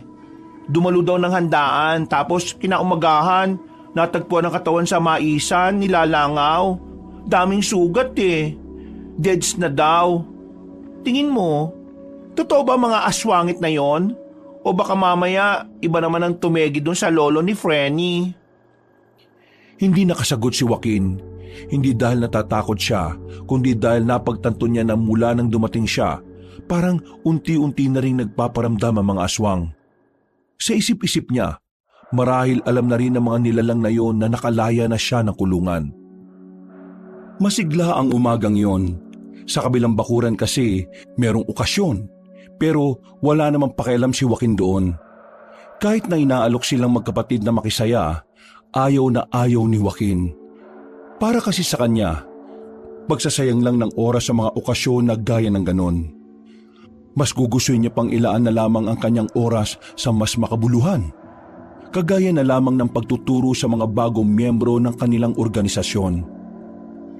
Shala, saan ang lakad mo today, brother? Paulit-ulit ka. Maghanap nga ako ng mapagkakakitaan. Ay okay. Basta mag-iingat ka ha. Hindi porke maangas ka, hindi ka natatablan ng kamalasan. Takot lang sa akin ang kamalasan. Umiling na lamang si Joaquin. Umalis siya ng bahay para pumunta sa mansyon ni Tadeo. Pero bago yon, dinaanan na muna niya si Dennis. Magsasabay kasi ang dalawa para meron siyang kausap habang naglalakad. Ang kaso nga lang, nang dumating siya roon ay nakita niyang nakataas na naman ang boses ng matandang babae na si Luming. Binubungangaan na naman ito ang binatang si Dennis. Pagtingin ni Joaquin sa may gilid, mayroong matandang lalaki na nakatayo roon. Tingin niya, ang lalaking yon ay si Garawi, ang matandang nobyo ni Aling Luming. Hindi ka ba talaga nakakaintindi? Ang sabi ko kanina, ilabas mo na yung mga labahan. Hinintay mo pa talagang dumating ang bisita ko. Nakakaya ka talaga. Paano ko naman kasi may lalabas sa mga labahan ayaw naman akong papasukin ni Robert sa kwarto kung saan nandun yung mga labahan. Sige, magdahilan ka pa. Hindi mo na lang tanggapin na ikaw yung mali rito eh. Luming, hayaan mo na siya. Wala naman siya kasalanan eh. Anong hayaan, Garawi? Makupad talaga ang isang yan. Huwag mo ipagtanggol yan kasi lalong magiging tamad yan. Ang sa akin lang naman, huwag ka na makonsume kasi ikaw rin naman ang mahihirapan eh. Araw mo lang din na masisira. Pero napapahiya ako sa iyo. Nasira na ang kasisimula ko palang na araw. Hindi ka naman napahiya. Ako lang naman ito eh. At saka, pwede naman nating simulan ng araw natin ulit. O Dennis, sige na. Malis ka na muna. Palalamigin ko muna ang ulo ng lola mo. Iiling-iling na lamang si Dennis. Paglabas niya ng bakuran ay saka lamang nito nakita si Joaquin na naninigarilyo sa gilid. Oh, kanina ka ba dyan? Oo, narinig ko lang. Ba't hindi ka lumapit? Para ano? para ipagtanggol ka ulit. Sus, matuto kang ipagtanggol ang sarili mo. Kung sa lola mo hindi ka makakapalag, kahit na alam mong tama ka, paano ka papapalag sa mga aswang? Oo na. Bakit ka ba narito? Akala ko ba gabi pa ang pagsasanay natin? Sasama ka sa akin ngayon. Buong araw tayong mawawala rito. Anong gagawin natin? Sisimulan na natin ang trabaho. Ngayon agad? Oo. Kailan mo ba gusto? Sa susunod na taon? Sige na, magbibihis lang ako. Wag na. Doon na sa mansyon. May mga damit doon. Babalik ka pa di nalintikan ka na naman. Nga no? Sige, tara. Denise, kailan pa syotaan ng lola mo yung matandang lalaki na yon? Di ko nga din alam eh. Pero ayan kasi yung sinasabi ni lola noon na labat parasite niya. Matagal silang hindi nakapagkita. Tapos, ngayong pinagtagpo ng landas, ayan, naglandian. Wala namang problema kung maglandian kahit na matatanda na eh. Kakaunting oras na lang naman meron sila sa mundo. Kaya, hayaan mo na lang sila sa bagay na yon. Pero, pakiramdam ko kasi, may kakaiba dun sa matandang lalaki na yon. Ha? Paano kakaiba? Hindi ko alam eh. Basta, kapag tumingin ako sa kanya, parang hindi ako komportableng nakikita siya. Parang gusto ko siyang patayin kahit wala naman siyang ginagawang masama sa akin. Naku, nakakatakot na yung mga naiisip mo ha. Baka mamaya bigla ka na lang managaan ng tao habang naglalakad tayong dalawa ha. Sira ulo. Tara na nga. Sabay nang naglakad ang dalawa. Ilang sandali lamang ay nakarating na rin sila sa mansyon. Pagkatapos makuha ang mga gamit sa mansyon, lumarga na rin sila para puntahan ang isa sa mga pinagtataguan ng mga aswang. Ang kaso nga lang, hindi na nila yun nakita pa. Nakatunog na ang mga aswang kaya dali-daling lumipat ng bagong tataguan. Mas nahirapan na sila sa mga sumunod na araw. Kahit na anong gawin nilang paghahanap sa sulok ng kagubatan ay wala na silang makita. Kaya naman inilaan na lamang nila ang kanilang oras sa pagsasanay. Stop! Gusto ko pang mag-practice habang katapat siya. Ako rin! Kailangan nyo nang tumigil. Alam nyo kung bakit? Bakit? Ano ba problema? Walang problema. Sa katunayan, wala na kayong problema. Kuha nyo na ang mga itinuro namin ni Joaquin. Tama. Tama si Mang Tadeo. Handang-handa na kayo sa mga gagawin nating misyon. Nagbunga na rin ang halos 3 linggo ninyong pagsasanay. So, kailan tayo makikipaglaban sa mga aswang? Kunwari ka pa. Ang gusto mo lang talagang itanong kailan ang sahod? Manahimik ka nga. Di na kita inaano dyan ha. Lumapit si Joaquin sa dalawa at pasimpleng tinapik sa dibdib ang mga yon. Naparay na lamang si Lolong at Dennis. Kung ganyan pa rin kayo sa kalagitnaan ng misyon natin, pababayaan ko kayo mamatay. Ep. Tama na ang kakaganyan nyo ha. Ang mabuti pa, ihanda na ninyo ang ibang kasamahan ninyo.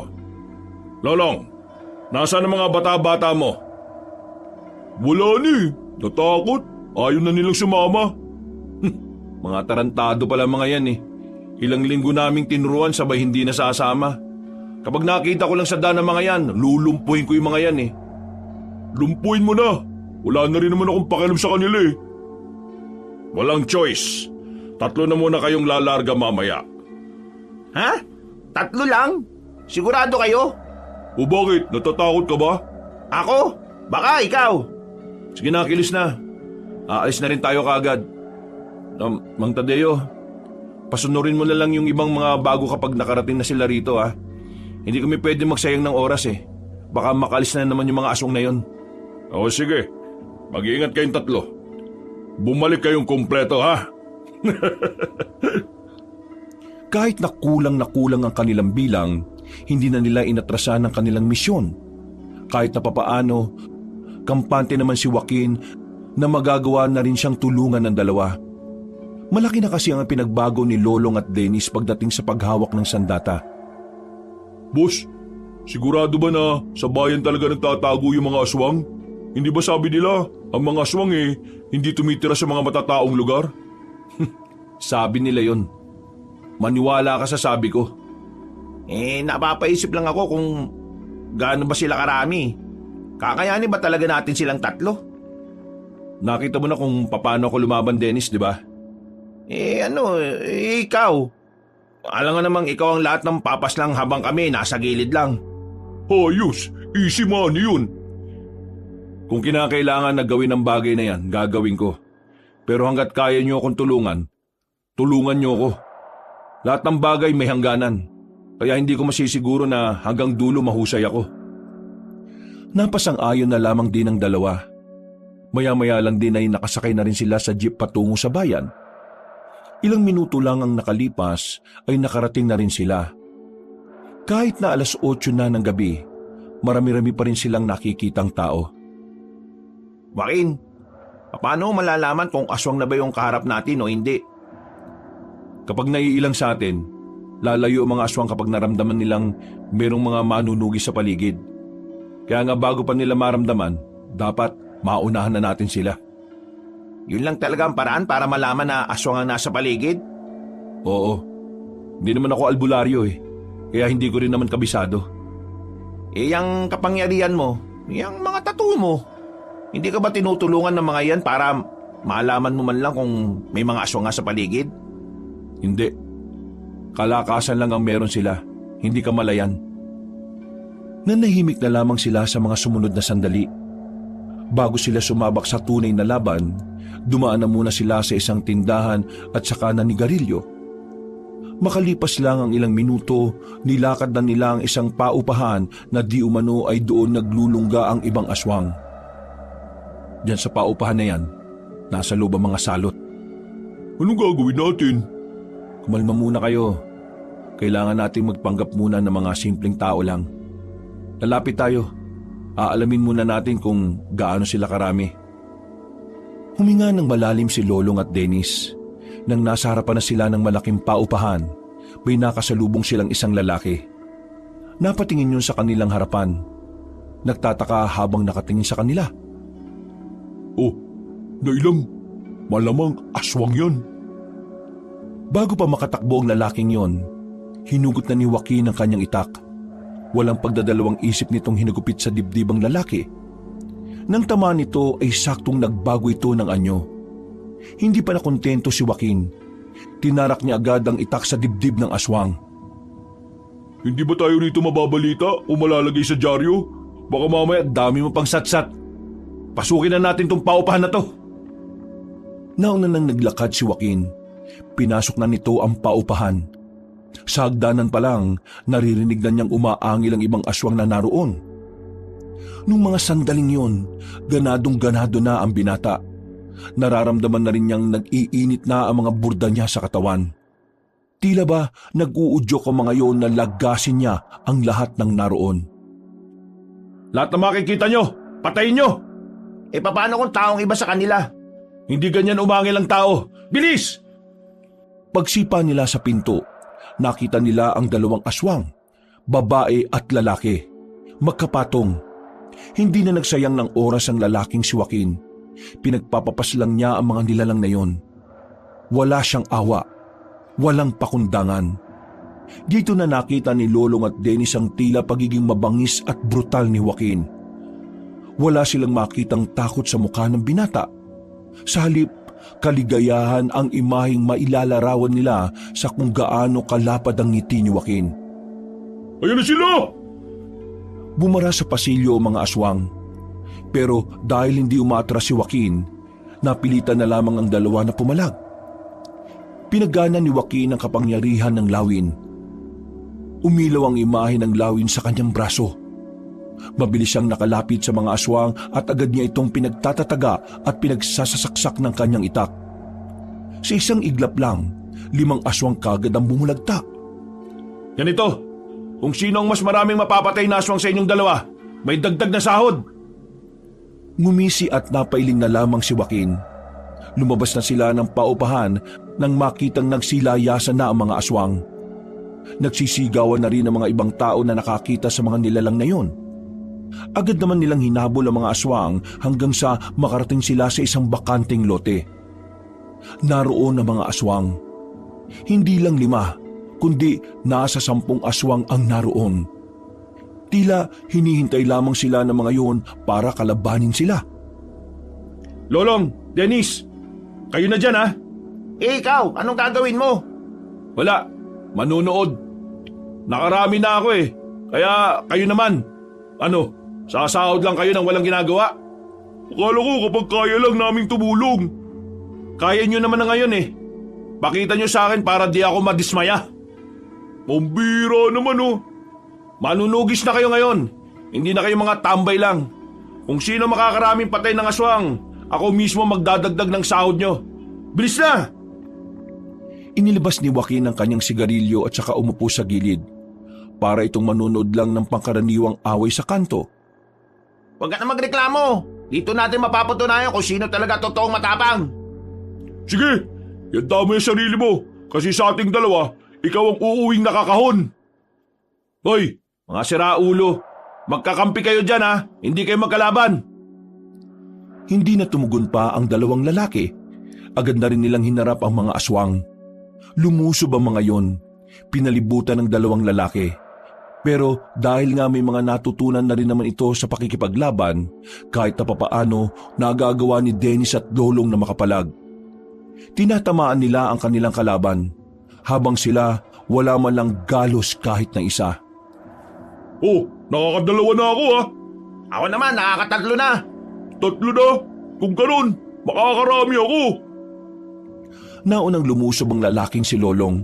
Pumagitna ito sa mga aswang at agad na nagpakita ng mga magagandang galaw. Nasaksak nito ang isang aswang. Malapad ang ngiti nitong humarap kay Dennis.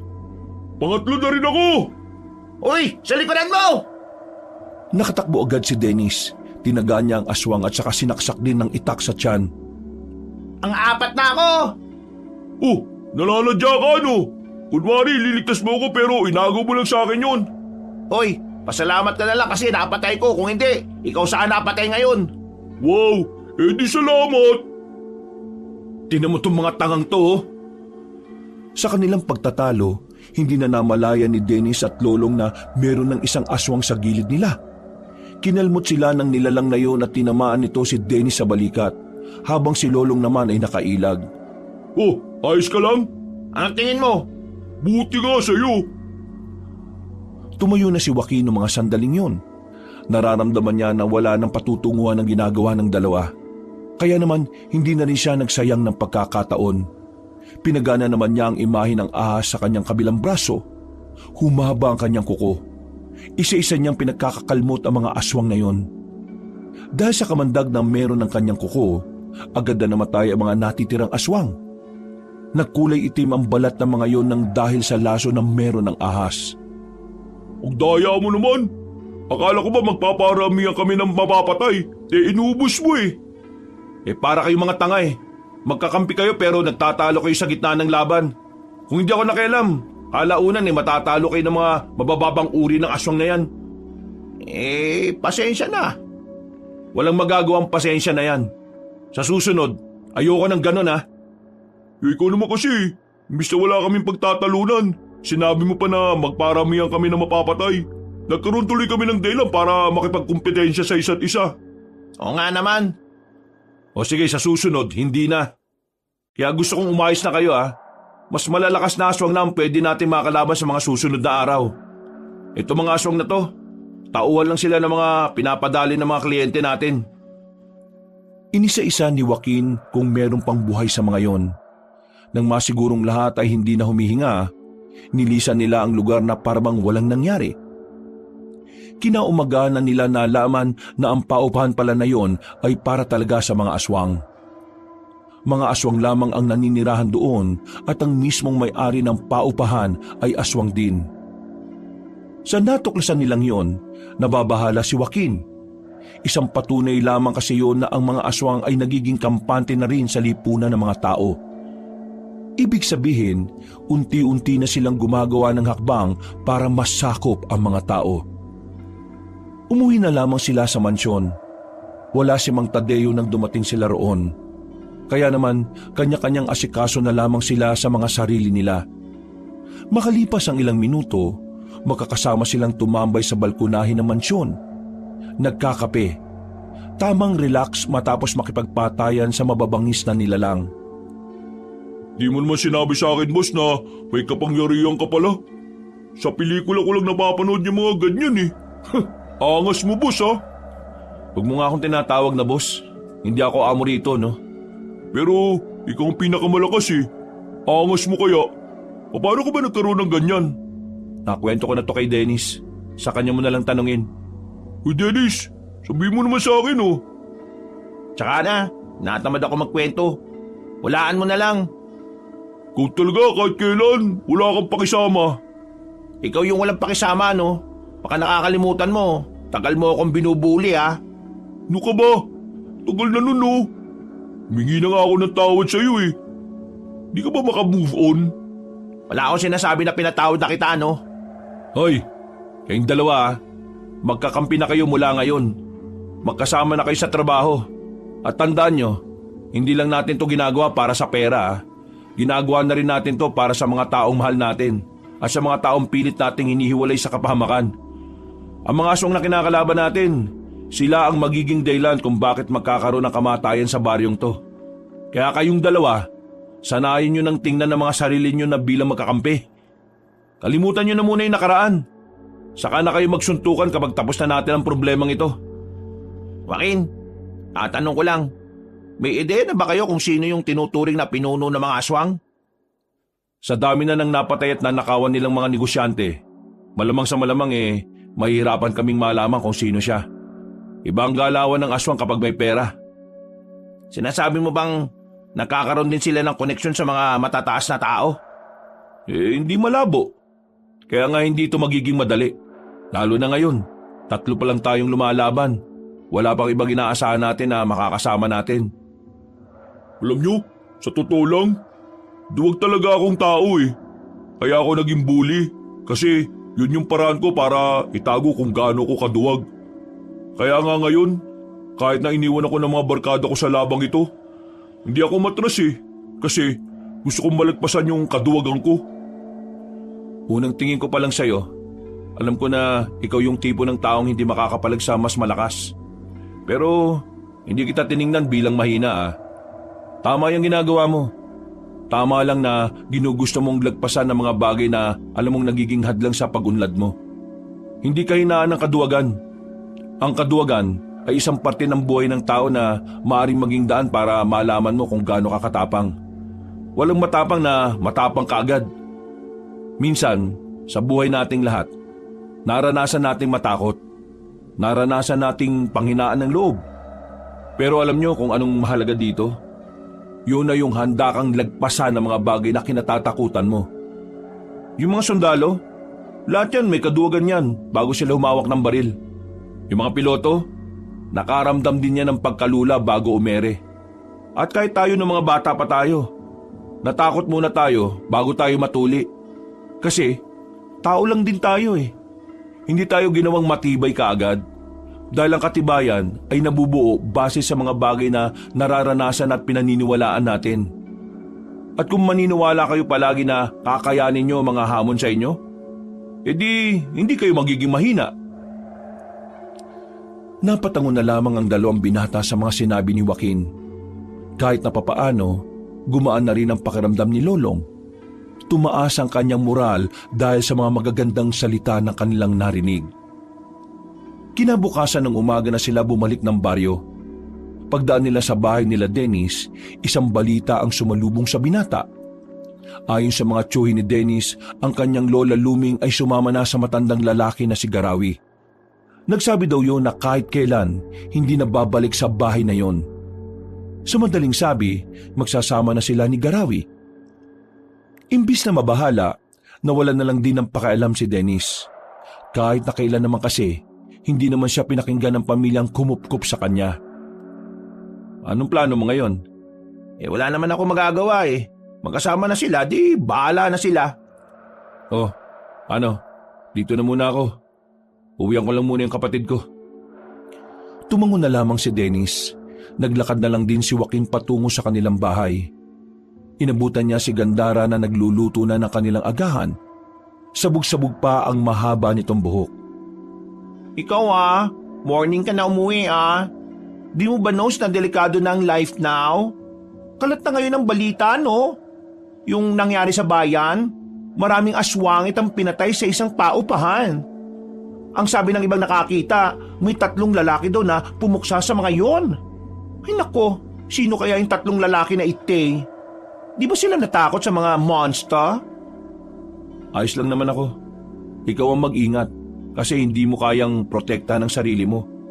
Haller, ako? Di ko kaya protect ang aking self? Hindi mo sure, ha? Hindi ako nakikipagbiruan ha. Seryoso ako, Gabriel. Kapag sinabi ko mag-ingat ka talaga. Okay, sabi mo Pero, ano yung gasgas sa braso mo, brother? Wala yan. Basta. Ano nga? Sige na, matutulog na muna ako. Pakigising na lang ako ng bandang 4:00 ng hapon. Naging mahimbing naman ang tulog ni Joaquin ng mga sandaling yon. Pero bandang 3:00 pa lang ay binulabog na siya. Hindi ng kanyang kapatid kung hindi si Dennis na tila natataranta. Napamura si Joaquin. Inis itong bumangon. Nakasimangot at saka nagdabog. Ano ba? Sarap ng tulog ng tao Joaquin, gumagawa na ng akbang ang mga aswang. Yung incheck na negosyante sa dulo ng baryo natin. Pinagnakawan at pinatay ng mga aswang. Kanina lang. Ha? Ano? Naalarma ang lalaki. Agad siyang napatayo. Ang balitang yun ang tila nagpagising ng kanyang natutulog na diwa. Pumunta sila sa pinangyarihan. Pero pagdating nila, hinahakot na ang bangkay ng pamilyang mayaman. Lahat ng taong naroon ay kinikilabutan. At lahat sila, walang ibang sinasabi kundi aswang ang pumaslang sa mga yon. May mga nakakita. Ang sabi nila, isang sasakyan daw yung tumigil sa harapan ng bahay ng mga incheck na yan. Tapos, bigla raw lumabas yung mga aswang. Walang nagawa yung mga gwardya Pinatay agad sila. Mabibilis daw yung mga aswang. Parang hindi tinatamaan. Yung parang nangunguna daw sa mga yun, 2 matanda. Isang matandang lalaki, isang matandang babae. Hindi nila makilala yung mukha kasi nakaan yung aswang daw Tara, pumunta tayo sa mansyon ngayon din. Kailangan na natin bumuo ng matinding plano. Pupuntahan na natin ang kuta nila kahit na tayo-tayo lang. Alam niyo na kung saan naglulungga yung mga aswang? Oo, tayo na lang ang hinihintay nila. Di ba, delikado na kakaunti lang tayo? Hindi naman sa natatakot ako Iniisip ko lang yung tsansa na manalo tayo kung mas marami sila kaysa sa atin. Wala na tayong ibang magagawa. Kailangan nating sumugal. Mas makakagawa pa ng masama ang mga aswang na yon kung hihintayin pa nating dumami tayo.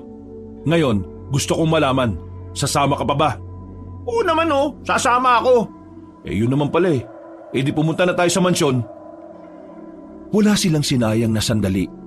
Kinausap na agad nila ang matandang si Tadeo. Sa kasamaang palad, kakaunting bilang pa rin ang grupo nila. Iilan pa lang din kasi ang mga dati nilang kasama ang nagdesisyon na bumalik. Habang ang iba naman ay hindi na talaga nagpakita. Ganun pa man, bumuo pa rin sila ng plano. Kailangan na nilang kumilos. At ang mismong araw na yon ang kanilang magiging simula. Sigurado na ba yung plano? Mamayang gabi na talaga tayo atake sa kuta ng mga aswang? Oo, wala na tayong dapat palagpasin pa. Samahan na lang natin ng dasal mamaya na sana huwag kang mamatay. Ano naman to? Para mo na rin sinabi na sana mamatay ako. Lolong, mamaya, isang tabi na muna natin kung ano man yung problema natin sa isa't isa Gusto ko magtrabaho ng maayos sa laban. Wala namang problema sa akin. Ikaw lang naman yung masyadong aray ko. Nagsimula ka na naman Maayos na kayo. Maglalakbay na tayo. Hapon pa lang Malayo-layo yung kinaroroonan ng kalaban natin. Akala mo ba sa norte lang? Oo, may kuta sila sa norte. Pero lagpas pa doon, meron pa. Nasa dulo ang mas malalakas. Kaya dapat handa kayo. Sige na, magsiayos na kayo. Maya-maya pa'y inihanda na rin ng mga manunugis ang kanilang mga sarili. Makulimlim na ang hapon nang umalis na sila sa mansyon. Wala pang 20 kataong kanilang bilang. Sumama na rin sa kanila ang matandang si Tadeo. Naalala ko nung araw, pumapas lang kami ng mga aswang pero walang binabayad sa amin. Ginagawa lang namin yon bilang libangan. Hindi ko inakala ngayon na ang mga aswang na ito ang magpapayaman sa akin. Kailan ba kayo nagsimulang kumita sa pagpasilang sa mga aswang? Nung isang beses na meron akong iniligtas na mayamang matandang babae, binayaran niya ako ng pera. Tapos doon ko na naisip na pwede kong pagkakitaan ng pagpasilang sa mga aswang. Ayun, nagsunod-sunod. Hanggang sa magkaedad na ako. Naganap na lang ako ng mga tao na pwede kong turuan at gawing silang tao. Isa sa nakilala ko itong kaibigan niyong si Joaquin. Basagulero ang isang yan. Lahat ng makita niyang hindi niya gusto, binabasag niya ang muka. Basta, wala makapalag sa kanya na kahit na sino. Nang makulong yan, alam ko na talaga na maghahari yan sa loob. Ang iniisip ko nga kapag lumabas siya mas lalo siyang magiging maangas. Pero nagulat ako. Aba, bumait. Mang Tadeo naman, masyado mo naman akong pinapakilala sa kanila eh. Pero, wag kayo. Si Joaquin ang pinakamalakas na manunugis dito sa atin. Mas malakas pa siya sa akin. Kaya nga nang mawala siya sa akin ang dami nang nangyari. Wala na akong may ligtas na kliyente. Buti na nga lang marami akong naipon. Kasi kung wala, patay talaga ako sa gutom. 10 taon ding nawala si Joaquin Ang daming nangyari. Kayo po, kaya niyo pa po ba talagang lumaban ngayon? Mang Tadeo, sinasabi niya yata na matanda na kayo. Hindi, sinisiguro ko lang ang kaligtasan niya, no? Wala namang problema. Pero ang totoo, hirap na rin ako gumalaw. Pero kaya ko pa naman. Gusto ko rin namang masubukan kung kupas na ba ako o hindi. Nagpatuloy ang kanilang kwentuhan hanggang sa makarating na nga rin sila sa bungad ng tinatawag nilang Norte. Ang lugar kung saan bibihira lang ang makikitang tao na naninirahan doon. Dahil na rin sa mga usap-usapang pugad yun ng mga aswang, bumuntong hininga si Joaquin. Nakakaramdam siya ng kakaiba. Ang dating mga imahe sa katawan niya na walang pakialam, tila tumutugon sa mga mabibigat na presensya sa paligid. Joaquin, yung mga tattoo mo, kumikinang. Anong ibig sabihin yan? Ngayon ko lang din to naramdaman, pero mukhang nagbibigay sila ng babala. Kung ganon iandaan nyo na mga sarili ninyo. Paunahan na lang mamatay. Biro lang seryoso kayo masyado Maya-maya, meron na silang natanaw na isang malaking baryo. Hindi kumukulo ang langis na kanilang daladala. Kaya nagtaka sila at tumigil na muna sa di kalayuan. Nakakapagtaka. Parang walang nangyayari sa langis Sigurado ka bang epektibo yan? O baka napeke ka na naman ng mga albularyo? Hindi. Totoo ito. Hindi to peke. Galing to sa malupit na albularyo ng Visayas. Kilala ko siya. Kaya hindi niya ako pwedeng lokohin. Hindi kaya mga uri ng aswang na talagang hindi tinatablan ng mga ganyan yan? Posible ang sinasabi mo, Dennis. Kung ganon, hindi pala tayo makakasiguro kung aswang ba o hindi ang mga nasa baryong yan. Anong gagawin natin ngayon? Di papasok pa rin tayo sa baryo. Kung sakali mang aswang ang mga nandyan, dapat lang alerto tayo. Tandaan nyo malalaman natin na aswang ang mga yan kapag muling nagparamdam ang mga burda ko sa katawan. Hindi sila nagpapigil sa ideyang baka aswang ang mga naroon. Lakas loob silang lumapit. Nang nasa bungad na sila, nakatingin sa kanila ang mga taong nasa kani-kanilang bakuran. Tila nagtataka. Tila kinikilala ang kanilang mga muka. Tingnan niyo sila Ang sasama ng tingin sa atin. Parang may mga gagawing masama Eto, handa na. Nagpaparamdam na ang mga burda ko. Nakita nilang umilaw ang tattoo ni Joaquin na ahas, lawin, palaka, pusa, musang at maging ang nakatagong burda niya na leon ay nagliwanag na rin. Masyadong mabilis ang nangyari.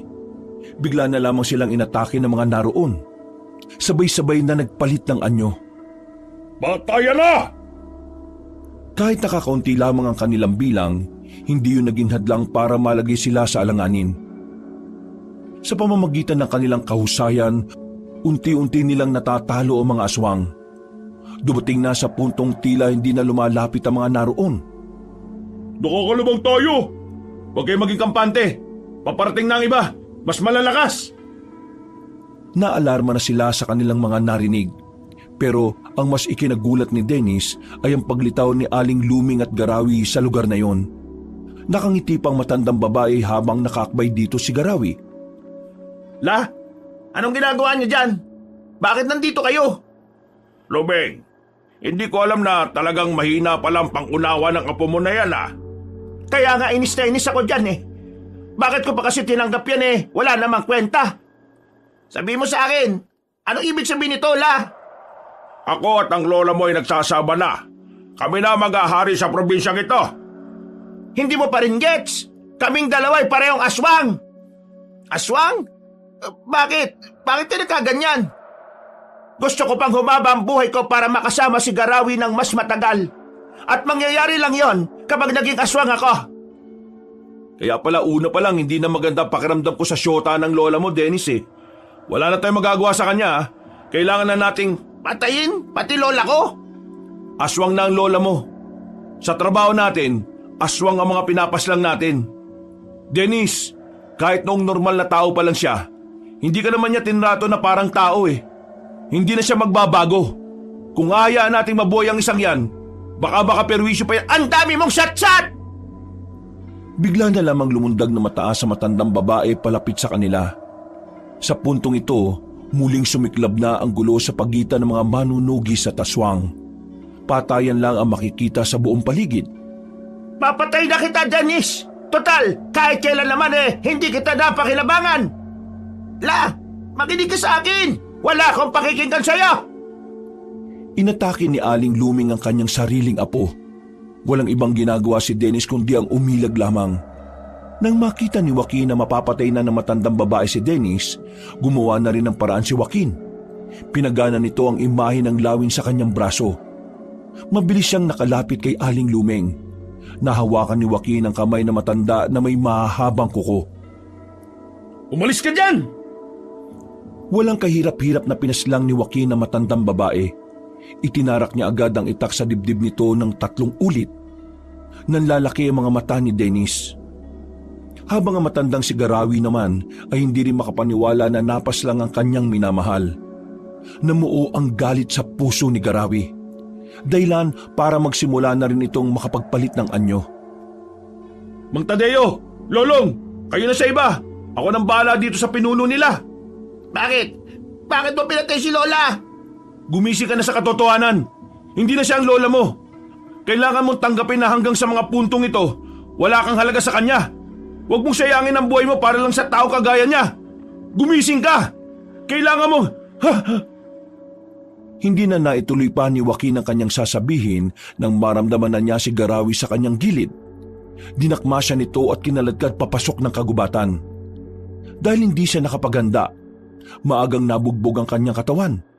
Sira-sira ang damit niya dahil sa pagkakasadsad. Hindi pa nakontento matandang si Garawi. Pinagsusuntok siya ng marami sa katawan at sa muka. Sa isang iglap lang, matinding galos na kagad ang tinamo ni Joaquin. Nang makakuha ng tamang tiyempo, gegewang-gewang na nakadistansya ang binata. Pinaslang mo ang pinakamamahal kong babae! Magbabayad ka ngayon! Binabati kita! Nagawa mo akong unahan! Huwag ka lang magsalita! Tinanggal na muna ni Joaquin ang kanyang damit. Saka biglang nagliwanag ang kanyang likuran. Ang imahe ng isang leon na matagal na niyang hindi nagagamit. Alam mo bang dapat matagal ko nang naubos ang mga aswang? Ang kaso nakulong ako Tapos, ang hirap ang hanapin ng pinuno nila. Hindi ko inakala na minsan na rin pala tayo nagkaharap. Ngayon, sisiguraduhin ko na sa ating dalawa, ikaw ang mabubulok sa ilalim ng lupa. Gigil na lumapit sa kanya ang matandang aswang. Mabangis ito, mabilis. Ramdam na ramdam ni Joaquin ang puot at galit ng aswang. Pero sa mga sandaling ito, mas malakas na rin si Joaquin. Kakaiba ang lakas na binibigay sa kanya ng burdang leon sa kanyang likuran. Nagsalubong sila sa ere. Pagsuntok ni Garawi sa kanya, nailagan niya yon. Pagbagsak nila, dito na hinablot ni Joaquin ang ulo na matanda. Malakas niya itong isinubsob sa lupa. Pinalabas din ni Joaquin ang kanyang kuko na tila kasing talim ng saliyon. Kinalmot niya si Garawi at tinamaan yun sa dibdib. Agad itong napadistansya, pero hindi man lang ito nabahala kahit tumatagas na ang dugo nito. Akala mo magpapatalo ko sa'yo? Hindi! Mas lalong bumili sa matandang aswang. Kumpara sa mga naunang minuto, mas mabilis at maliksi na ito kung kumilos. Maya-maya pa, tinamaan na rin siya ng aswang sa kaliwang braso.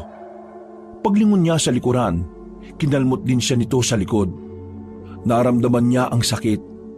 Hindi niya may kakailayon dahil napansin din yun ng kanyang kalaban. Kulang pa yan! Kulang pa yan para sa ginawa mong pagpigil sa pagmamahalan naming dalawa! Wala kang karapatang magmahal kung puro kasamaan lang ang ginagawa mo. Marami ka ng pinatay na negosyante. Ikaw ang magbabayad ngayong gabi. Itagga mo yan sa bato! Umilaw ang mata ni Joaquin. Lumabas din ang mga buhok sa kanyang katawan. Humaba ang mga kuko niya at nagkaroon din siya ng buntot. Sa mga puntong ito, ramdam na ni Joaquin ang kapangyarihan ng isang leon. Bago ka mawala sa mundong ito, gusto ko lang magpakilala. Ako si Joaquin. Ako si Joaquin Bordado, ang mortal na maghahatid sa iyo sa impyerno! Nagulat na lamang si Garawi nang biglang makarating na agad si Joaquin sa kanyang likuran. Hindi na nakailag ang matandang lalaki. Tinarak na ni Joaquin ang mahahaba niyang kuko. Hindi pa ito nakontento at kinalmot niya pa yon sa bandang balikat. Sa mga sandaling yon, tila nawala ang angas ng kalaban ni Joaquin. Nabahala ito para sa sariling kaligtasan. Naramdaman ni Garawi kung gaano kalayo ang agwat nila ni Joaquin. Anong klaseng nilalang ka? Ako magiging hatol mo ngayong gabi, aswang. Ihatid na kita kung saan ka man dapat naroon. Mas sumaba pa ang kuko ni Joaquin sa mga sandaling yon. Mabilis itong nakalapit. Agad namang itinarak ni Joaquin ang kanyang mahahabang kuko sa mismong dibdib ni Garawi. Wala nang nagawa ang matandang lalaki dahil sa kakaiba niyang bilis. At sa mga sandaling yon, tuluyan nang natalo ang matandang aswang. Marami itong napaluhod hanggang sa napahiga na sa lupa habang sumusuka ng itim na dugo. Hanggang dito na lang ang kasamaan mo. Magpaalam ka na sa mundong ito. Maya-maya pa ay tuluyan nang nalagutan ng hininga ang aswang. Bumuntong hininga na lamang si Joaquin. Bigla niyang naramdaman ng panghihina. Sa paggamit niya kasi sa pinakamalakas niyang burda sa katawan, tila hinigop din ito ang kalakasan niya. Sinasabi ko na nga be. Napaiga na lang din siya sa lupa. Nakaramdam siya ng pagkahilo hanggang sa tuluyan na nga siyang nawala ng malay. Nang magising siya ay nakabalik na sila sa mansyon. Umaga na, tapos na rin ang laban. At ayon kay Mang Tadeo, natalo na rin nila ang mga aswang. Nakabalik naman na ang lakas ni Joaquin ng mga sandaling yon. Kinaya na niya ulit makabangon at makapaglakad na maayos. Nasaan si Dennis? Kagabi pa yun umuwi. Di nga kami kinikibo eh. Saan ka naman pupunta? Kakabalik lang ng lakas mo ha. Magpahinga ka na muna. Oo nga, tsaka natalo na natin ang mga aswang. Siguro naman, ayos lang na magdiwang tayo no? Sige na, mauna na kayo. Kailangan kong kausapin si Dennis. Lumabas ng bahay ang lalaki. Umuwi siya sa kanilang baryo at agad din naman niyang nakita si Dennis na naglalakad. Hinabol niya ito at tinapik sa balikat. Dennis, patawarin mo ako sa ginawa ko ha. Pero sana maintindihan mo na kung hindi ko yung ginawa, ikaw naman ang namatay. Joaquin, di naman ako galit sa iyo eh. Wala akong samaan ng loob. Malungkot ako kasi tama ka eh. Kailangan kong tanggapin na kailangan mawala si Lola. Alam mo, Lola ko pa rin siya eh. Kahit ganun siya sa akin, may pagmamahal pa rin ako sa kanya. Pero siguro nga, may mga taong kailangan na lang din nating kalimutan para makausad tayo. Unti-unti kong tatanggapin ang mga nangyari. Huwag kang mag-alala, kakayanin ko rin naman to eh. O yun naman pala eh. Tara, sumama ka na sa akin. Mamaya may pahanda si Mang Tadeo sa mansyon. Salo-salo. Sige, Gutom na rin kasi ako eh. Aalis na sana ang dalawa nang biglang dumating naman ang Becky na si Gandara. Hinarang sila nitong dalawa. Oy, buti naman nakita ko kayong dalawa, no? Diyos ko naman to. Tulungan niyo naman muna, Kes, magbuhat ng bigas. Visit ka, kuya, ha? Di mo naman sinabi na ngayon darating mga bigas na binili mo. Ay, oo nga pala. Tara, tulungan nga muna natin tong taong to. Kailan mo aaminin sa kanya yung tungkol sa pagiging manunugis mo? Kapag nalaman niya, saka ako aamin. Ay, wow! Nakwentuhan pa ang mga person. Hoy, gora na as, no? Nauna nang naglakad ang Becky na si Gandara. Napapangiti na lamang si Joaquin at Dennis. Mula nang matalo nila ang mga aswang, itinuon na ni Joaquin ang buhay niya sa pag-aalaga at pag-aasikaso sa kanyang kapatid. Wala siyang pakialam kung ano ang kasarian nito. Nangako siya sa harapan ng puntod ng kanilang ina na kahit na anong mangyari, siya ang taong poprotekta kay Gandara. Hinding-hindi niya ito hahayaang masaktan ng kung sino, lalong-lalo na ng mga aswang. Wakas,